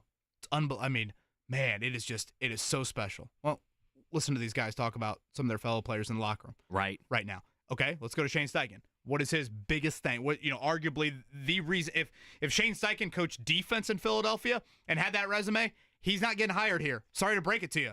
But the offensive infatuation, the quarterback background, that's why you hired him. Well, look at that side of the ball. Look at that rut. I just said 5 straight games of 20 points or less. Look at where their quarterback scenario is right now. So, when you start to add all this up and you put it on Irsay's desk, how is that not alarming to him? Oh, it's got to be alarming to him. And when I just brought up, it's just happened 3 times since '98. For what it's worth, Ballard's been a part of 2 of the 3.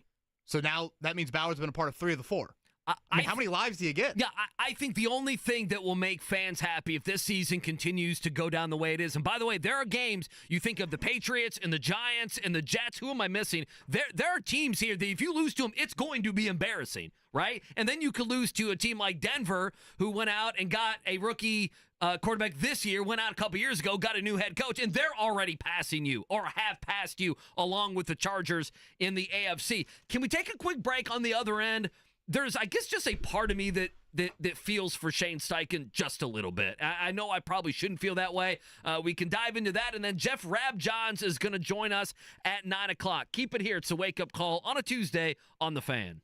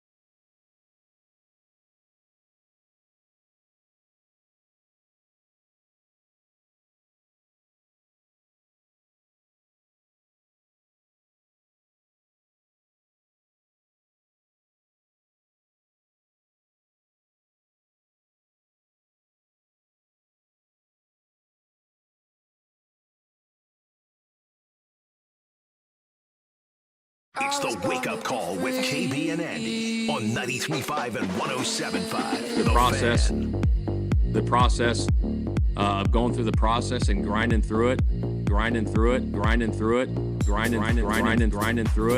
Yeah, I think it's just consistent with the process. That's what it is. You got to go through the process every single day, and that's where it's at. Faith, and you keep believing, and you keep grinding through the process. Yeah, well, like I said, we're going through a process, James. That's it. We're going through a process right now, and that's where it's at. You just stick with it. You grind through the process of this whole thing, man. It really is a process. So we're going through that process right now, and right now, Joe's still our guy. I feel like I'm at a Miami club right now. Unbelievable. Just drop some acid and have some glow Dear sticks. Lord. I wish I was at a Miami club right now. Running I into look people so as I old. make my way through the fog machine. What would you wear if you were going Try to not a to Miami hit one club? of those bottle service girls that yeah. have the signs up in the air. The $7,000 bottle of $7,000 I'm like, I bottle just of Grey want a Goose. mint in the bathroom. That's all I want. That wasn't a joint, man. That was ketamine. Enjoy the ride. What would you wear right now? Do you have a wardrobe if you were going to go to the Miami? Oh, Tommy The Miami Bahama Club. for sure. Kevin looks like a Tommy Bahama Wear guy. my bacon costume from Halloween. Hopefully I can survive that. Notre Dame t-shirt. I'd wear. Here come the Irish. Yeah, here come the Irish. Think I have Kevin's it got a on actually right Margaritaville hat on. I'd wear my wardrobe from Bacon's. Boy, that's an old reference. I don't know if anyone even gets that reference anymore. What'd you got there? Oh, here come the Irish. You're Irished up today. Irish up. Boy, a 9-point win over Buffalo at Big home, win. Mark. Really It gets gets you everyone, going. Hey. gets all the juices flowing. As Micah Shrewsbury say, right now, I mean, we've seen it. Indiana, Purdue, they haven't been flawless I would here agree. early on. A win's a win. Micah Shrewsbury said last year, his team loses that game. This year's team, it's a new year.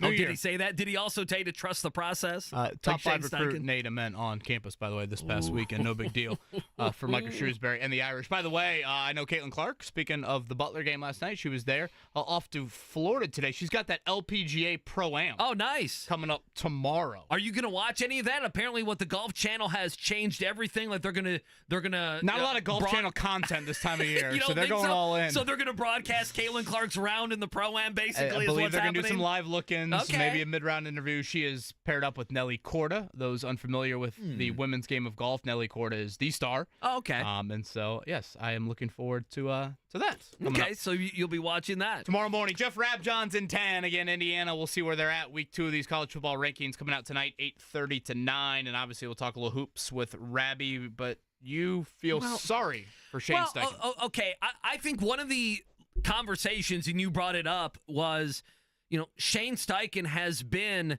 I think people were excited. You tell me, when he got hired, I think there was excitement. You had an offensive guy. You had a well-respected offensive mind. You knew you were going to be taking a quarterback, and you kind of felt like if we can get someone in here, Shane Steichen is going to be a guy that can develop the quarterback. And, sometimes things just go wrong. And I think the future, and I think the way that we view Shane Steichen is very much up in the air. And I think these final 7 or 8 games is going to help. Is going to, I guess 7 games is really going to help shape what we think going forward. And we just did an entire segment about, guys that could be gone. And if we're talking about Chris Ballard, if he were to finally be gone, I'm not saying that's going to happen. You bring in a new general manager. Is he going to keep Shane Steichen? If he does, is that a 1-year thing? In other words, Steichen gets his job, gets the job, you get to be a head coach, and with every head coaching job, general manager, how ingrained is he? You look at ownership group, what's going on there, and so there's a positive and negative with every job you take. But I'm watching Shane Steichen the last couple press conferences, including yesterday, and he looks like a hostage. And he just does. And he took this job, and they took Anthony Richardson, and he was a big part of it, so he cannot, walk away from that. But, AR comes in, and he becomes the starter, and he gets injured. And he's done for the year. And he's injured, and then he's injured again, and then he's injured, and then he's done for the year. And you do what you can do with Gardner Minshew. I know that rhymed, but it doesn't feel like you're getting very much credit for that, given that, people are unhappy right now. So, year number 1 is just filled with difficulties. You have all the Anthony Richardson injury stuff. On top of it, you have Jonathan Taylor essentially missing how many games did he miss? 7, 8? I mean, you talk about a couple games, they only gave him a few snaps. I mean, so it was a lost year for Jonathan Taylor, and then there's expectations this season, and you continually have Anthony Richardson injury issues, and, Joe Flacco looks like a bum right now. He just does. And then you throw on top of it all the Anthony Richardson preparation rumors that are out there, and that's going to look bad on you. And now you're on these press conferences having to take all the bullets for the organization that has let the fans down. And there's a tinge of, people are using the warts of these other years also against Shane Steichen. Steichen never was a guy meeting with the media, and now he's meeting with the media, and every time he does so, it's just a wave of negativity while they're playing such lackluster football. And I think it's, you could even question if he's ready to be a head coach. So listen, he's on the griller, if you will, but there's a part of me that feels for Shane Steichen that he took a job, he got his shot to be a head coach, and every step of the way, it seems like there has been a big obstacle in front of him, and and they're just not going to overcome it this year. They're not going to, and I don't know if it's going to cost him his job or not. Yeah, I don't know. I guess I struggle to have significant amounts of empathy for the 6-year contract and making $4 million a year. I think he can stand up and answer some questions and be the voice of the franchise for several months. Yeah, but nothing's went right here. I mean, the quarterback has been a mess. Jonathan Taylor's went through injuries. Right. You have no Michael Pittman Jr. Sure. You're starting three rookie offensive linemen. Some of that is not his fault. Some of that is welcome to life as an NFL head coach, and some of that it is his fault. I mean, I think you can kind of slice it up like that. I think the most frustrating aspect right now in regards to Shane Steichen specifically is this. You didn't hire him because he's winning press conferences. You didn't hire him because, oh my gosh, have you heard? He's Kurt Signetti with his words. Have you seen him in these press conference settings? He's unbelievable. He's a politician up there. He's kissing babies. I mean, sure he is. No, you hired him because he's a football nerd. That's why you hired him. You hired him because of the offensive background, because of what he did with Jalen Hurts, because of what he did with Justin Herbert, and you can even point to, I guess, Phillip Rivers if you want to go back a little bit further. That's why you hired him. And Andy, that's been an issue. The football nerd has been an issue here in 2024. Now, again, I'm not sitting here clamoring he should be fired, anything like that. I frankly think too many franchises are too quick to pull the plug on first-time head coaches. But if you want to separate Mark Dykton splicing together a trust the process, or you did it, earlier in the show, if you want to put his words to the side, the football nerd stuff ain't working. And Belichick, he obviously wasn't someone that was winning press conferences, but he certainly won on Sundays. And the nerdy stuff won out time and time again. And right now, there are some people that probably don't really care about Steichen in a press conference setting. That's fine. If you don't care about that, you should still be frustrated at the nerd stuff. Because football-wise, again, your offense is in a rut we have not seen in years. And we haven't seen many times over the last couple of decades. And why was it so good last year and it's not good this year when theoretically the personnel is improved? I guess the wide receiver core is better. The offensive line has more depth. Jonathan Taylor's healthy. Yeah. Quarterback play on paper. We did the exercise last week. Shouldn't year 2 Anthony Richardson be an upgrade over year 1 Anthony Richardson? Right. Shouldn't Joe Flacco be an upgrade over Gardner Minshew? Why? It's going to be on him. I just think they drafted Anthony Richardson not thinking they'd have to bench him because of laziness, or because of not being all in, or meetings, or whatever it may be. And when you have to do that, you're starting at ground one. If Steichen got fired... But who made that decision?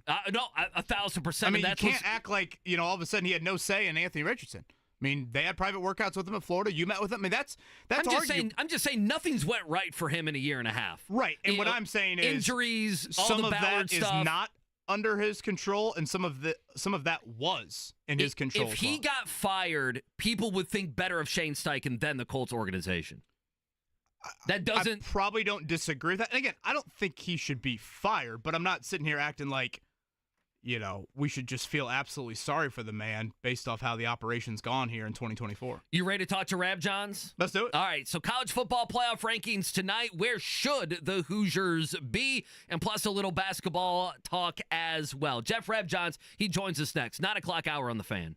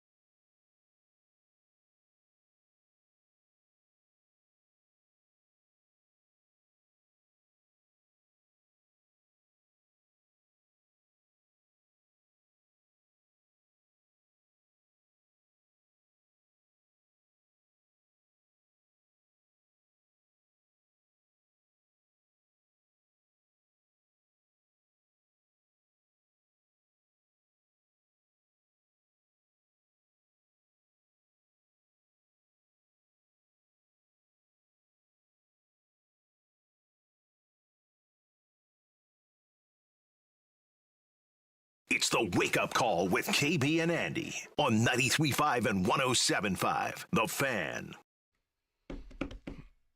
It is a bye week for Curt Cignetti's bunch, but tonight at 8:30 we will see where they fall in week 2 of the college football rankings, and it's pretty shocking. I would say, Jeff Rabjohns, we've had him on for various interviews here on this station. He's very gracious with his time over the years. I'm not sure if we've ever led off with a football question to Jeff Rabjohns. Unless it was, is such and such on the hot seat? Like November 12th, and we're asking about the IU football team.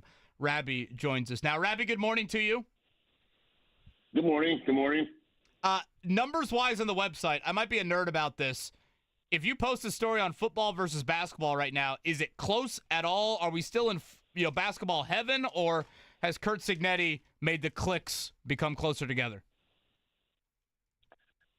Closer together, and here over the last few weeks, football has been the number one story. Wow. And it's really taken over, especially stories about Fox Big Noon Cook-Off is coming to Bloomington. ESPN Game Day is coming to Bloomington. Things that people look at and go, that they're really happy about that are unusual. It's an interesting time. Yeah. And really, Indiana's become, in a way, they're kind of the story of the season. Sure. They're not the best team yet, but as far as a story that everybody's, talking about, they're certainly at least one of the stories of the season in college football. Yeah, Curt Cignetti on the Dan Patrick Show yesterday. Big Noon Kickoff will be coming up a week from Saturday in Columbus. Again, Indiana and Ohio State. Rabbi, how much do you care about tonight's rankings compared to, I guess last week it was, okay, where would Indiana fall? Now we've seen Indiana play a game since the rankings. The eye test wasn't great. How much do you care about tonight and where they will slot in? I think it's pretty significant because tonight will give you a pretty good indication of, they didn't play a great game, but they won. And tonight will give you an indication of, if they happen to lose to Ohio State and then thump Purdue in the bucket game, what kind of chance do they have to make the playoff with that scenario? I think tonight's ranking will give people a good indication of that. If IU stays top 8, I think IU fans should feel good. They fall out of the top 8, I think then maybe, you worry at least a little. Obviously, there's still a path. But if they're top 8, and if they move up, if they move up to 6, I think Indiana fans should feel real good. But I do think tonight's ranking matters for that reason. Rabbi, how bad did they need the bye week? I made the point yesterday. They've had 4 emotional weeks in a row, and I thought you saw it against Michigan on Saturday. How bad did they need just a mental break here for a few days? I really think it's going to help them. I think they were the bye weeks came pretty much at almost ideal times for IU this year. With there's 2 bye weeks and they play a few games and get a breather, play another stretch, get a breather before the final 2, and then whatever comes in the postseason. Curtis Works played pretty well. When he came and talked to us in the weight room after the game, he's talking. His hands are out, so you can look at his throwing hand, and nothing looked off other than whatever that stuff is he's got to replace the fingernail. But still, I think giving that thing a little extra time to heal is good. But one of the things they've done is I think this gives them a good mental break. I think the way you phrased it was good. Mental break is helpful. They've been really, really healthy. They've lost one offensive lineman really to any significant injury. We'll see about Miles Price, whether he has a concussion or not. But with 2 weeks off, he would actually have time to go through the protocol. But I think one of the things is Cignetti's thing of we're not going to beat ourselves up during the week. They don't tackle to the ground much at all during the week because his point is, if you're great on Wednesday and Thursday and get hurt on Friday and can't play on Saturday, nobody cares that you were great on Wednesday and Thursday. Those aren't games. They're practices. The objective is to win the game. So I think Cignetti's, approaches have been really good and they have been really healthy. But as far as a mental break, I think that's a good point. I think it's good. Everybody gets to take a breath. And Cignetti even said, hey, head coach even gets a day off on Sunday when he got an off week, so that's good. Well, he had to celebrate the engagement of his daughter, which we saw up on the Jumbotron after the game on Saturday. I thought Aiden Fisher, he got banged up, and certainly he's such a key cog, so probably an important time here for the Hoosiers. Jeff Rabjohns, of course, 247pigs.com, where you find his exceptional work. He's with us here on the Payless Liquors hotline. Shifting gears, Rabby, I've caught bits and pieces of it, certainly more of the first game that I did, the Eastern Illinois game on Sunday. What have you liked? What have you not liked about the first two games of the season for Mike Woodson? Okay, well, McKenzie and Bakos played really well. I like that. He's finally starting to step out and take threes. That's certainly something that needs to happen for them. I like the way he's playing. Trey Galloway's passing has been really outstanding so far. Just really love the way he's been able to just run the offense, create things, get everybody else involved. You talk about 17 assists in 35 minutes of playing time. That's just a ridiculous ratio. He's been really good. I like Miles Rice at the point, pushing tempo. I like the way Malik Renault's playing inside. I think he's kind of picked up where he left off. Umar Ballo, it's kind of hard to get a gauge of because he's just been so physically superior to the guys who play on the interior for SIU, Edwardsville, and Eastern Illinois. But he's been good. He's been good. We just have to see what carries over. I think the number one question for Indiana is this. It's three-point shooting. And it's not just three-point shooting as far as percentages. It's are they going to stop taking so many stinking long twos? Because that was a big problem they had last year. And I wrote about it multiple times, and people said, Rabby, they have Khalil Ware inside. Why not throw the ball inside? It's not about whether you throw the ball inside or not. It's a difference between threes and long twos. And here's why. I'll go through this quickly. I'm going to go through the long analytic thing that I wrote up. I'll make this fast, okay? 4 main areas on the court you can shoot threes. Left corner, right corner, left wing, right wing. Let's look at what Indiana shot percentage-wise from those areas versus twos in those areas. We'll make this fast. Left corner. It is Indiana basketball last year, all year. Left corner, 37%. Left corner threes, 37%. Left baseline twos, 30%. Left wing threes, 31%. Left wing twos, 24%. Right wing threes, 30%. Right wing twos, 23%. Right corner threes, 35%. Right baseline twos, 24%.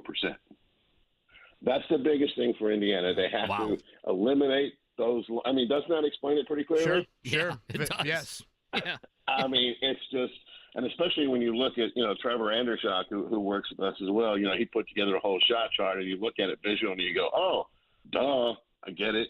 But that's the biggest thing. They have got to eliminate those long twos. Otherwise, the ceiling of their season comes down. They're going to have, some losses where they shouldn't.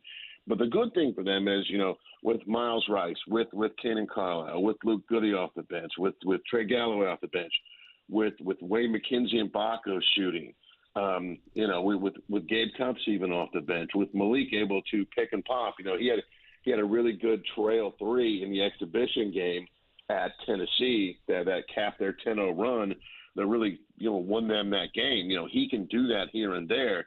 They've got guys who can make threes.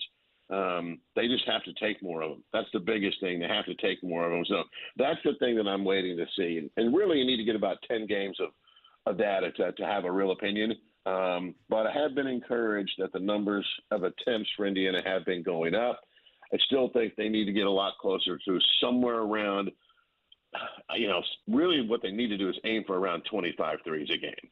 Last year, there were some games they were only taking 11, 12, 13, and what he was talking about, twos are as good as threes, and it's like, no, they're not, I was about to say, Rabby, some of that is coaching as well, what they allow and what they don't allow. Jeff Rabjohns with us, Peegs.com on the Payless Liquors hotline on this Tuesday.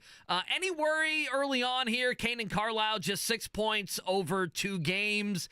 I don't know, Trey Galloway moved to the bench. Any thought of shaking the starting lineup up? Or like you said, it's way too early. We need to wait 8 to 10 games or so. Yeah, Kenan, he took a shot in the ribs, a week or so back. I kind of want to give him a little time and just let that fully heal. He was very productive last year. I think one of the problems right now is he's rushing some shots, and I think he's trying to figure out with him being pretty much 100% off the ball and Miles Rice is out there at the point guard, I think Kane's still trying to figure out exactly where and when am I supposed to get my shots, okay? When is the ball supposed to go to Malik? When is the ball supposed to go to Ballo? When are we supposed to get McKenzie a shot? When is Miles going to drive and finish?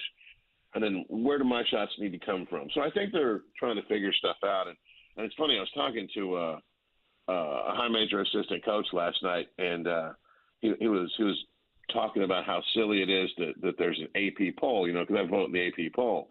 And I said, it's just an opinion poll. All it does is create more discussion about college basketball. People can debate opinions. I said, that's all. And he's like, you realize how hard it is just to get everybody on your team to play well at this stage of the year, because everybody's trying to figure out a role, and you got to do it at speed, and you got to do it in arenas and on TV. He's like, you're going to have people screw up in November and December who aren't going to screw up in January. And I said, I understand that. That's part of what makes college basketball so much fun. We get to watch you guys try to figure it out in real time. So I think that's a little bit of what's going on with Indiana too, is just trying to figure out, whose role is what, and then how do you do your role really well. He's the great Jeff Rabjohns. He's with us here on the Payless Liquors Hotline. Obviously, you find his work, Peegs.com, and in the 247 Network. Rabbi, last one from me, and it's probably more of a big picture question, but certainly we talked about this a lot over the last couple of months. Mike Woodson's staff invested quite a bit of time and energy into the recruitments of Jalen Harrelson and Braylon Mullins. Harrelson to Notre Dame, Mullins to Connecticut, certainly two very different programs in terms of recent success that those two are going to. What do you make big picture, if anything, of the recruitments? Do you pair them together at all? Do you individually kind of slice them out? I know I'm probably throwing a lot at you, portal high school recruiting wise, but just what did you make of two in-state kids who you certainly invested a lot of time in not coming to Bloomington? Sure. Yeah, I mean, they're misses. Now, this is one of those situations where multiple things are true at the same time. There are misses, but with the portal, you can replace misses much quicker than you could before there was a portal. So those things are both true at the same thing, first of all. Now, as far as kind of what happened, a little bit different rationale or key reasons at the end. Jalen Harrelson really looked a lot at analytics as far as like what Micah Shrewsbury does with big guards / small forwards, whatever, as far as what percentage of time are you used in dribble handoffs? What percentage of time are you used in ball screen action? And Notre Dame and other schools laid out, hey, here's what we do with our players. Here's, the IU analytics, which, haven't been great for the past couple of years because IU's really pounded the ball inside. So that was a lot about analytics. And also Micah Shrewsbury did a really good job building a relationship. He deserves credit for that. Ryan Owens, who is a Notre Dame assistant coach, all of them up there. Ryan Snow, the recruiting director, has known the Harrelson family for a long time. So there were a number of people who did a really good job building relationships. But at the end of the day, that was pretty much analytical driven. And then with Braylon Mullins, 5-star shooting guard out of Greenfield Central, I think it just kind of came down to somewhat analytics, looking at, the number of times that a percentage of times per minute on the court that UConn's offense gets shots for certain guys. And obviously I think everybody who follows basketball, college basketball, has probably heard way too much and read way too much about Luke Murray, the UConn assistant coach, and how he totally changed that program with his offensive ideas. But those are really good offensive ideas. And when you look at them on film, they're really impressive. That impressed Braylon Mullins a lot. And Dan Hurley just made it a religious pursuit. I mean, the Greenfield Central people told all of us who were there when Braylon announced that Dan Hurley was at Greenfield Central the most of any coach from like April through August or whatever the time frame was, April through October, I guess maybe it was, September, whatever the time frame was. So Dan Hurley made it a religious pursuit. So those were the kind of like how those two things came about. But from the Indiana perspective, okay, you had two misses with high school guys, and they are really good. I mean, those are 5-star guys. But so what Indiana's going to have to do is try to keep your backcourt if you can, because obviously Miles Rice, Ken, and Carlisle have eligibility left. If you can keep those guys, then maybe add somebody, from the portal to replace a Luke Goody, maybe somebody to replace a Trey Galloway.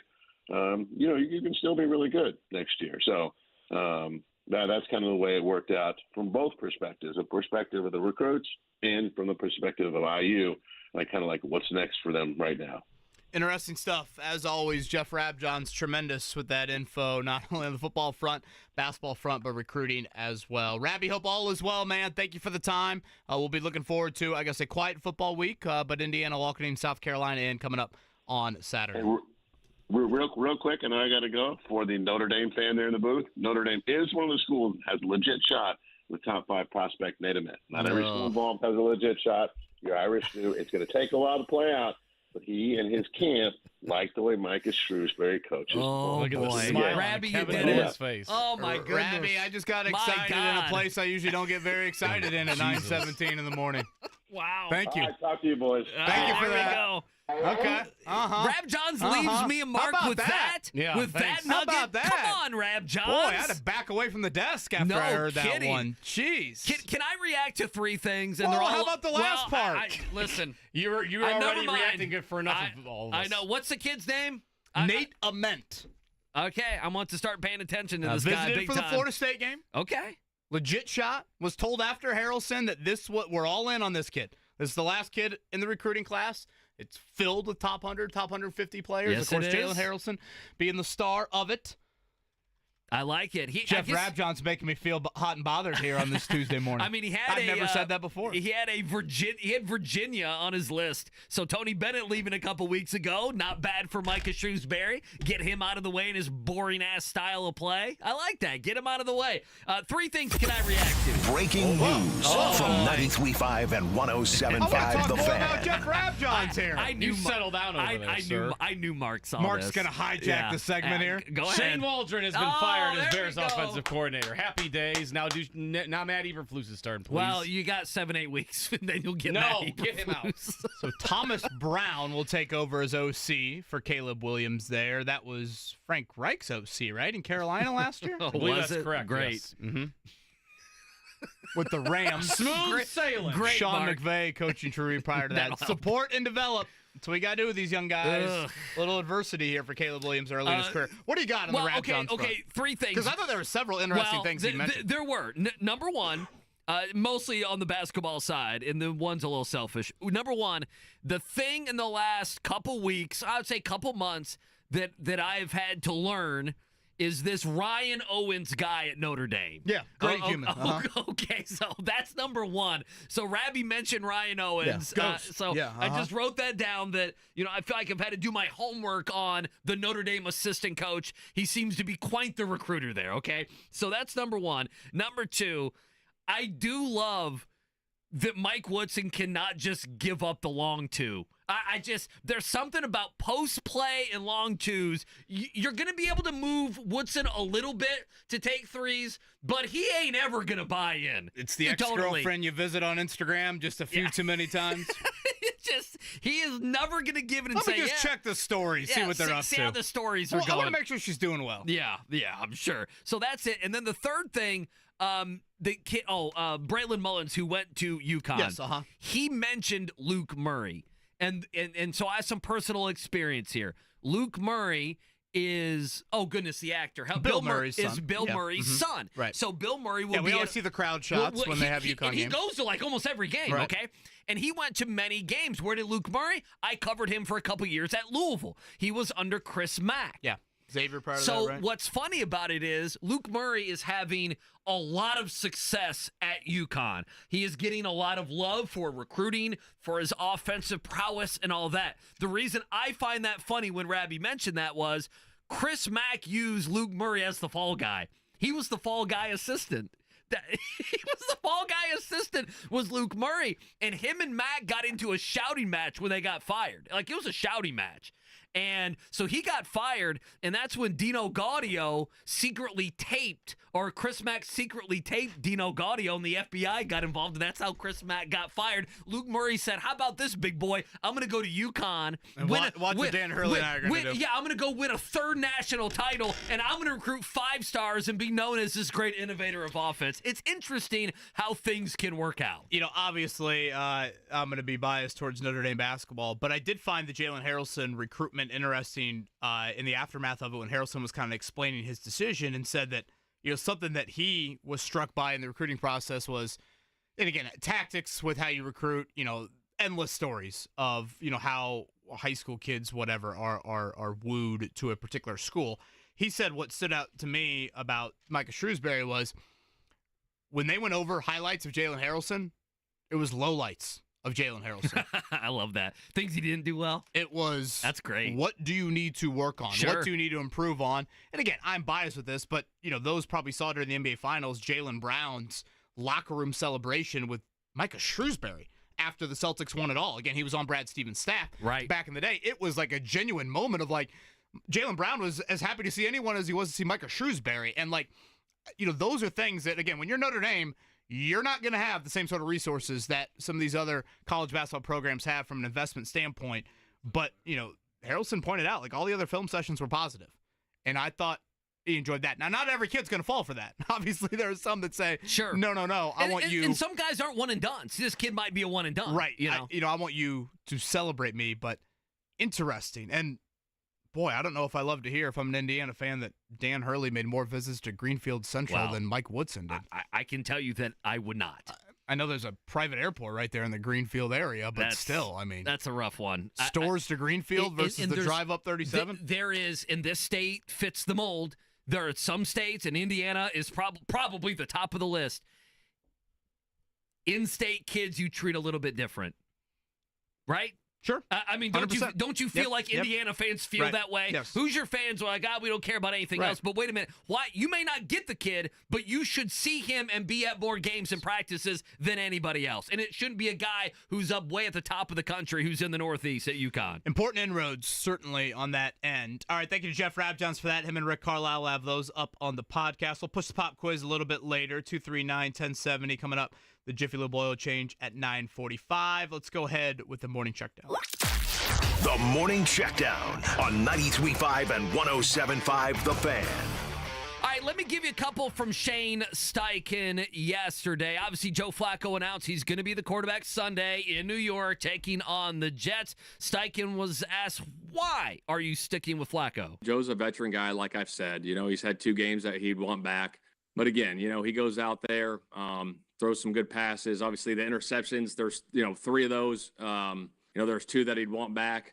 Again, you just stick with it. You grind through the process of this whole thing, man. It really is a process. So we're going through that process right now, and right now, Joe's still our guy. Need someone to make a T-shirt. A lot of process. You get better trust this day. The process for the Sixers was Ben Simmons and Joel Embiid. Here it's Joe Flacco. So whatever. And then I want to just play this one because I found it was funny. You asked Steichen about, hey, what about Anthony Richardson in short yardage situations? Great answer from Steichen. Yeah, I won't get into the scheme stuff of it, but yeah, obviously he would help there. Oh, that's good. He would help there. They are 4 of 9 on 3rd and 2s, 3rd and 1s, 4th and 2s, 4th and 1s with Flacco as the starter. The opponent is 8 of 10. And you mentioned the one on Sunday where Jonathan Taylor had to carry 2 defensive linemen 2 yards. All the things Shane Steichen said yesterday, that might be the one I'm most dumbfounded by. He would help us there, but yet we're not utilizing him. I think it tells you what's going on. So just why is he dressing? Why is he a captain? It's great to not embarrass him. Even more would be my guess. I don't know. I don't know. You want a free $1 million idea? Someone who can make a T-shirt, write a Trust the Process shirt with the Colts logo horseshoe as the C. You'll make millions. Mark, you should and then drum that up during lunch break. And then a list of all the quarterbacks over the last however many years. Would you respect Anthony Richardson if at some point, whatever, this week or whatever, Shane sits down, it's like, this is a great, learning opportunity for you. You're watching how Joe Flacco works Monday through Saturday. And what if Anthony was like, yeah, I know, it's been great watching him work, and then go out and throw Interception after interception after interception. I'm really learning a lot. Would you respect that from Anthony Richardson? Well, he also has 2 fumbles, does Flacco. Or would that not be the smartest move for the young quarterback? Probably not the smartest move. He seems to be in the doghouse already. But would I love it? Of course I would love it. Joe Flacco, Week 11 revenge game against the Jets. New York favored by 3.5. That line still surprises me. Oof. I think it should be closer to a pick 'em. I agree. But that's a nasty game. Can't wait for that debate. Thankfully, Week 11's got a lot of other marquee games. Speaking of Week 11, Dolphins over the Rams last night. Not the high-scoring affair I was thinking or expecting, especially with Matthew Stafford as my fantasy quarterback. For what it's worth, you throw the Dolphins into the mix of those other 3- and 4-win AFC teams trying to fight for that final playoff spot. On the hardwood, Butler and Purdue winners last night. Anything stand out to you, Andy, in either of those wins? Both big second halves from Butler. Purdue, I guess just kind of stayed away from, kept on shooing Yale away every time Yale made a run. You know, they have Purdue last year and this year have faced big teams. You think of Alabama, you know, last year Marquette was one of them. There were a couple others. There was like 3-4 big non-conference games, but kind of like the other non-conference games, some of the bye games, some of the games against like a Yale team. You know, Purdue won those games last year by a combination of, or by an average of 37 points. Right. They're not nowhere near as 40-minute dominant. They're nowhere near. If a team's in it early in the second half, that seems to be the norm early on. It's going to take time. It's just going to take Matt Painter time. Important games for their respective resumes. Butler, of course, needs a lot of work after the Austin Peay loss. They'll have SMU at home on Friday. And speaking of Alabama, that was a great game north of the border last year. Purdue beat them 92-86. That rematch coming up, Mackey Arena, Friday night. Again, Purdue has not lost a non-conference game since December 2021. Wow. Brandon Newman and Aaron Wheeler were in the starting lineup the last time Purdue lost a non-conference game. That's unbelievable. That should be a good game. I'm interested to see. Mark Sears back for Alabama. He had 35 in that game. That should be a wide-open game. Some of the guys on Purdue, their guards, I'm interested to see how they play with Alabama running up and down. They haven't been great. I mean, they only won by 8 last night over McNeese. They haven't been great. So curious how Alabama will respond to that environment. And Sears, I think, could be player of the year. So we'll see what happens there. Back to the Colts conversation on the other end. And on top of it, ESPN has made their projections on where Indiana's going to be and who they could face in the first round of the college football playoff. We'll tell you who that is as well. Pop quiz at 9:45. So still tons to do here. It's a Tuesday, 93.5, 107.5 The Fan.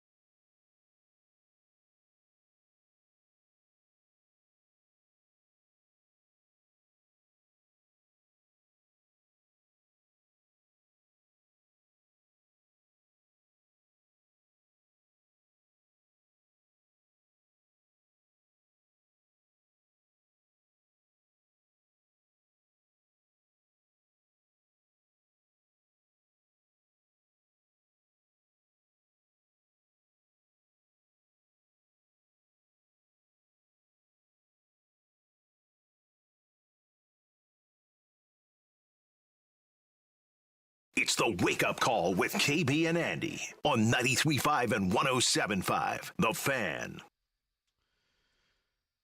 So not a lot from a viewing standpoint here locally. Really nothing at all of note here on this Tuesday night. We will get the Champions Classic. That actually has been a game that we've seen in our own backyard at Gainbridge Fieldhouse before.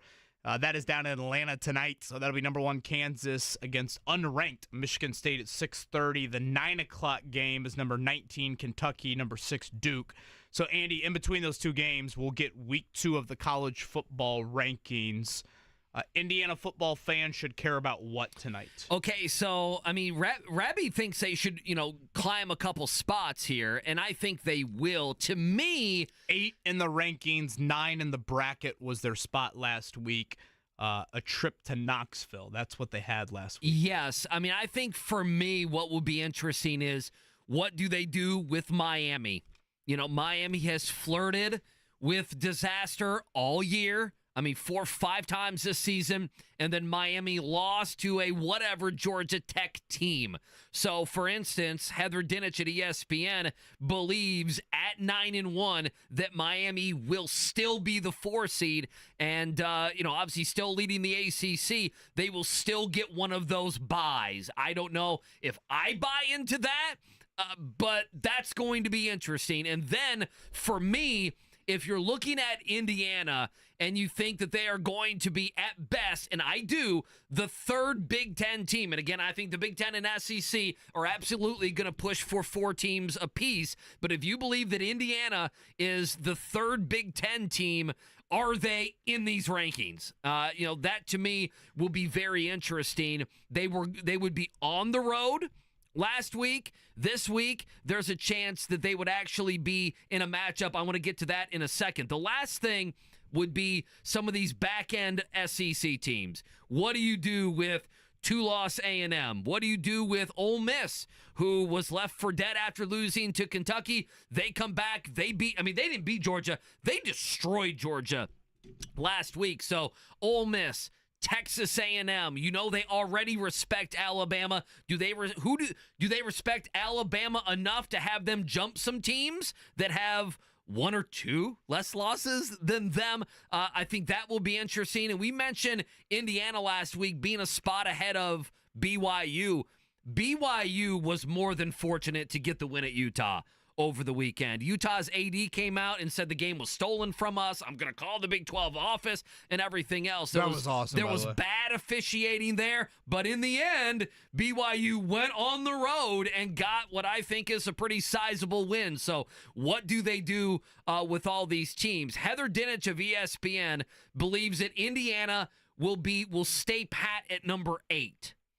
So that's a change from what we saw last week, Andy. The college football rankings mirrored the AP rankings. They did. The AP rankings have Indiana 5 right now. Yes. Now, we should note, and this is where it gets confusing for a lot of people, 5 doesn't mean you're 5 in the bracket. Correct, and that's what's really, really difficult to understand. BYU is 7, but they're the Big 12 champ right now. Right. So they bump to a top 4 seed and get a bye. Same with Miami. You bring up Miami as the 12 team right now in the AP rankings. They fell from 4 to 12. Yep. But they'll still get a bye because right now they're the ACC champ.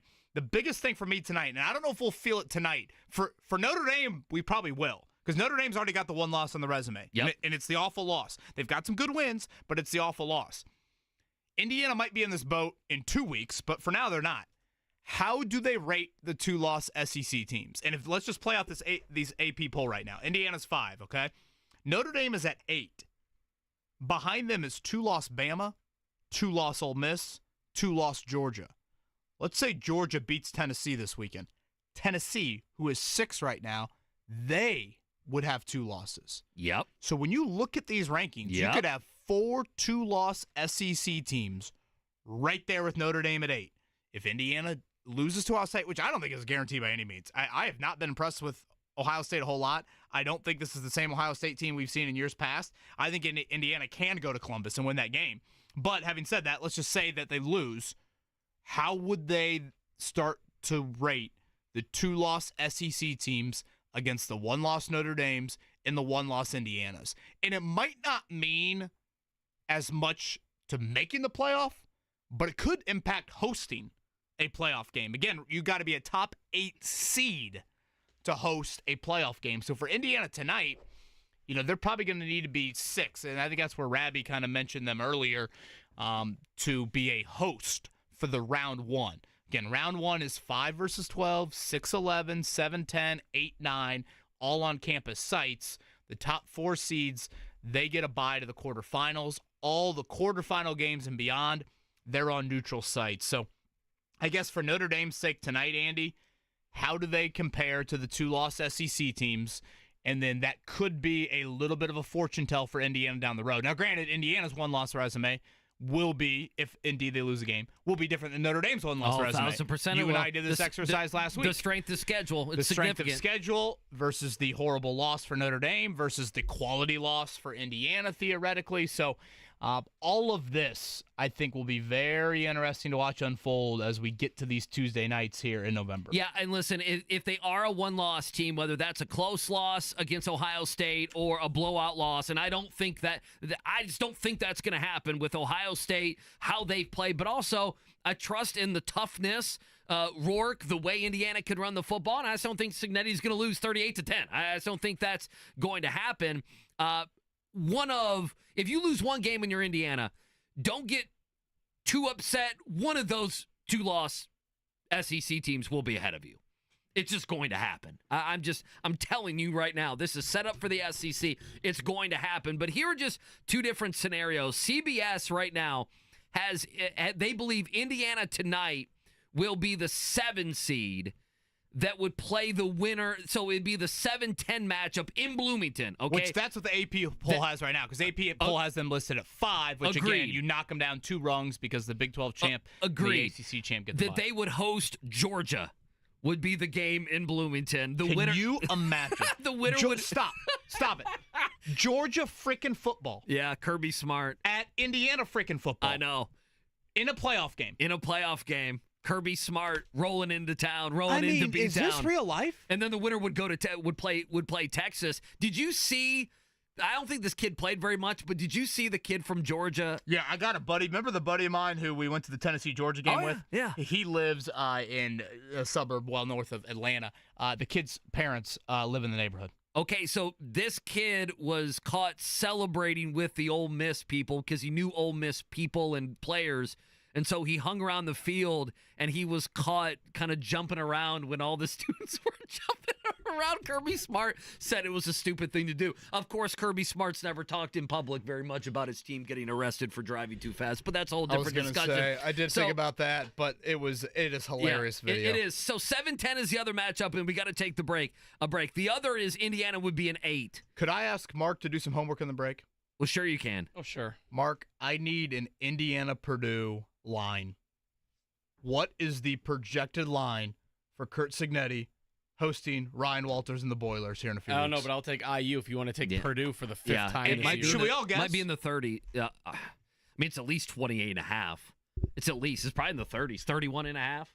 34.5. Can I just finish this thought real quick? 27.5 is where I'll go. Okay, Indiana, the 8 seed, they'd face the 9 seed, and then, of course, that would go on to play the 1 seed in Oregon. The 8-9 matchup in Bloomington would be Notre Dame and Indiana. And if there's anything I want, that's what I want. Like, Maddie looked at me last night, he's like, oh, how fun would that be? I'm like, no, that is not good for me. That's what I want. There's no positives from that. Notre Dame beats Indiana, and they're like, well, yeah, it's the same thing when Notre Dame basketball would, and they only did it a couple times when they beat Indiana basketball. Sure. Oh, yeah. Well, but this is like, it's a college football playoff. And can you imagine Cignetti carried off the field while touchdown Jesus is weeping, Mark? Can you imagine? Marcus Freeman's just muscles busting out of his shirt after they lose to Indiana in the football playoff. Cignetti and his old, his old recliner that he has. Again, for 3 as decades. crazy as it sounds, if Indiana goes and wins at Ohio State, it could happen. Then they're playing for a Big Ten title at Lucas Oil. But if they but if they lose to Ohio State, the fact that Notre Dame and Indiana could meet up in the playoff is would absolutely they still host? Would that be enough for Indiana to still host? I think I would say no. Those are the conversations that we're going to start to have. All right, Mark, I need that homework. All right, Indiana, Purdue, mythical line. I'm digging. Mark is doing homework, and we're doing the pop quiz next. 239-1070. Load them up. It's a pop quiz on a Tuesday.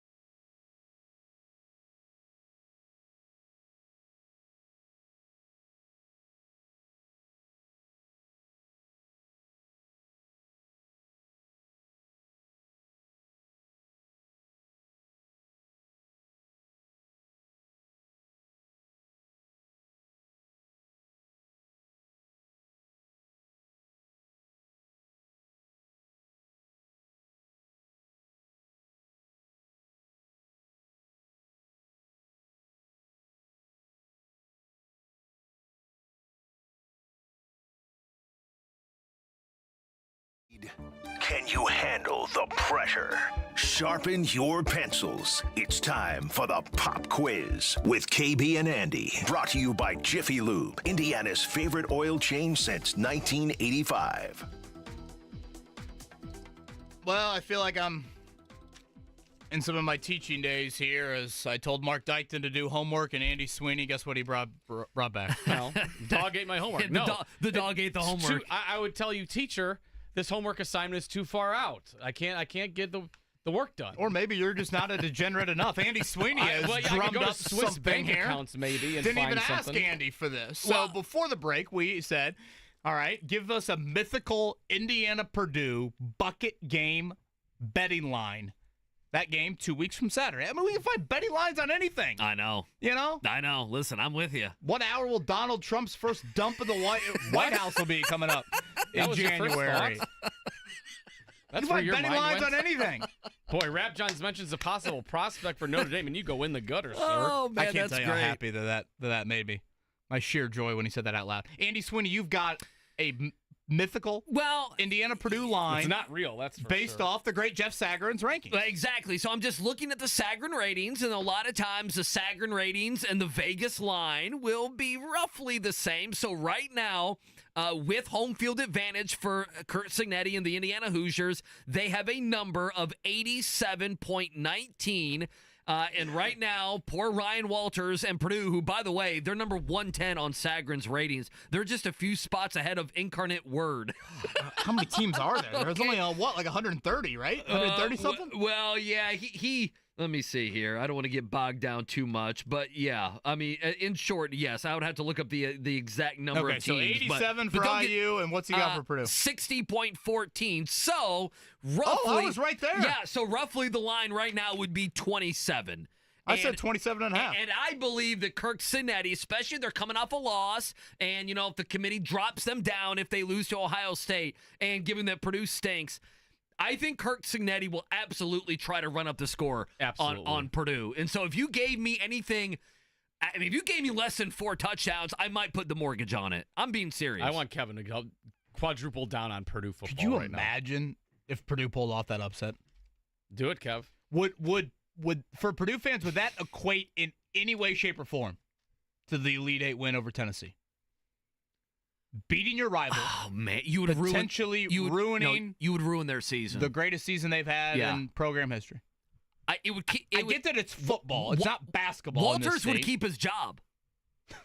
I think would it keep Walters? Would Walters get to keep his job if they won 2 games this year, but they beat Indiana at the end of the year? That's the question. Because that's a big-time money decision that Purdue's going to have to make here. I feel like there's a better chance I win the New York Marathon next year than that happens. Yeah. So 27, if that's the fake line, boy, I think all of us would just pool our money and load up on the Hoosiers and Curt Cignetti. Purdue's got Penn State this weekend, Indiana a bye week. Notre Dame's got Virginia. Notre Dame continues to get very banged up. They lost probably their best player, Howard Cross, their defensive tackle.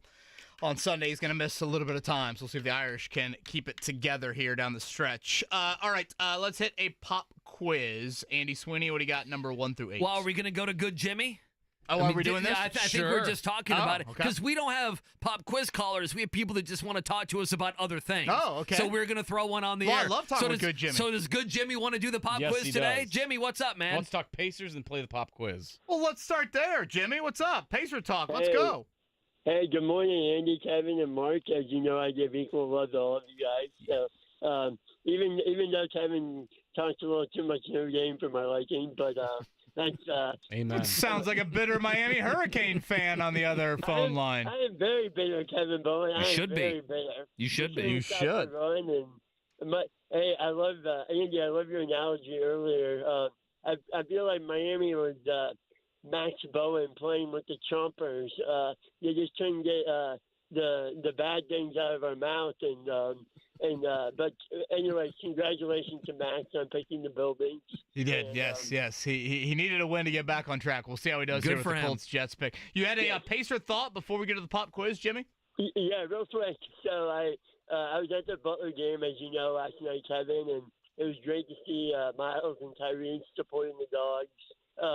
I'm just really, despite all of our nagging injuries right now, I'm really encouraged with the way that we're playing. I love our aggressiveness and just give me a call or text Kevin when you're ready to start building the Mathurin statue. Amen to that. It's about time. 38 on Sunday. Just don't use those guys that did the Dwayne Wade statue. Yeah. That's my only thing. We're going to use that firefighter that did the Peyton statue here locally. All right, Jimmy, as always, thank you for the call. Andy Sweeney, we got to go a little rapid fire here on this pop quiz. Let's go pretty fast here, Jimmy. Question number 1. Who won the 2024 NASCAR Cup Series championship? Tyler Reddick, Ryan Blaney, Joey Logano, William Byron.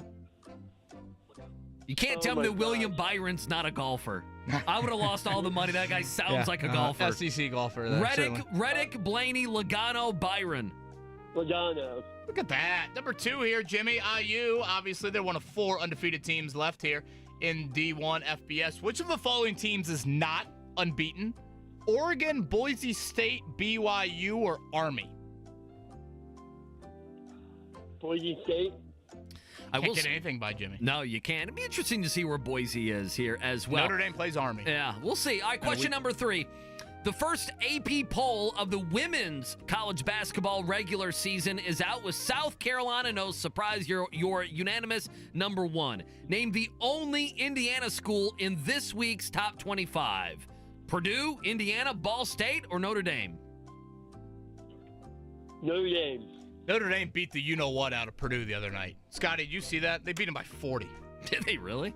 Name the only Indiana, by the way, women lost to Harvard earlier this year. Name the only Indiana school in men's D1, Jimmy, that is currently winless. Is it Southern Indiana, Valpo, Evansville, or Ball State? Valpo. Question number 5. The Cleveland Cavaliers are off to a 12-0 start following their win last night in Chicago. On this day in 1970, the Cavs picked up their first win in franchise history with a win over the Trailblazers in Portland. How many games did the Cavs lose before finally picking up that first win back in 1970? Who gives a Good luck, Jimmy. Just guess one. Was it 10, 12, 15, or 17? First of all, I thought you guys liked me. This question's horrible. I agree. Apologies from all of us here. You got a 25% chance. Just guess. I'll say 17. Did I see that the Cavs were up 83-42 on the Warriors the other night at halftime? Is that right? Wow. 83-42. I'm surprised. I mean, obviously, I'm stunned they're 12-0. I'm just stunned. That's unbelievable. I'm trying Jimmy, to see. good effort. Yeah, you did fine. First 3 right. Joey Logano. Let's go! Boise State 8-1. Their losses to Oregon. Is that right? Boise? Yes. I think early in the year. Notre Dame women, number 8. Shout out to Neil Ivy and company. Southern Indiana is winless, not Valpo. And 15, not 17 to close it out. Jimmy, thanks as always, Jimmy. brother. Yeah, I mean, up next, Cavs have Philly, Chicago, and Charlotte before they get Boston. So again, they could be 15-0. The Pacers don't play them in forever, right? Which is probably good. Not probably, it is good. Well, the Pacers seem to beat those teams. Well, fair enough. Fair enough. Lose by 20 and then go and beat the Knicks. So again, quiet night locally, Champions Classic. So IU football fans, 8:30, 9 o'clock tonight. That's when you'll get your rankings announced with that. Yeah, you miss any of the show, obviously Rick Carlisle. We had Peegs on, Jeff Rabjohns as well. Check them out, 1075thefan.com. Jake and Jimmy at noon, JMV at 3. Everyone have a good afternoon. We're back at it tomorrow right here on The Fan.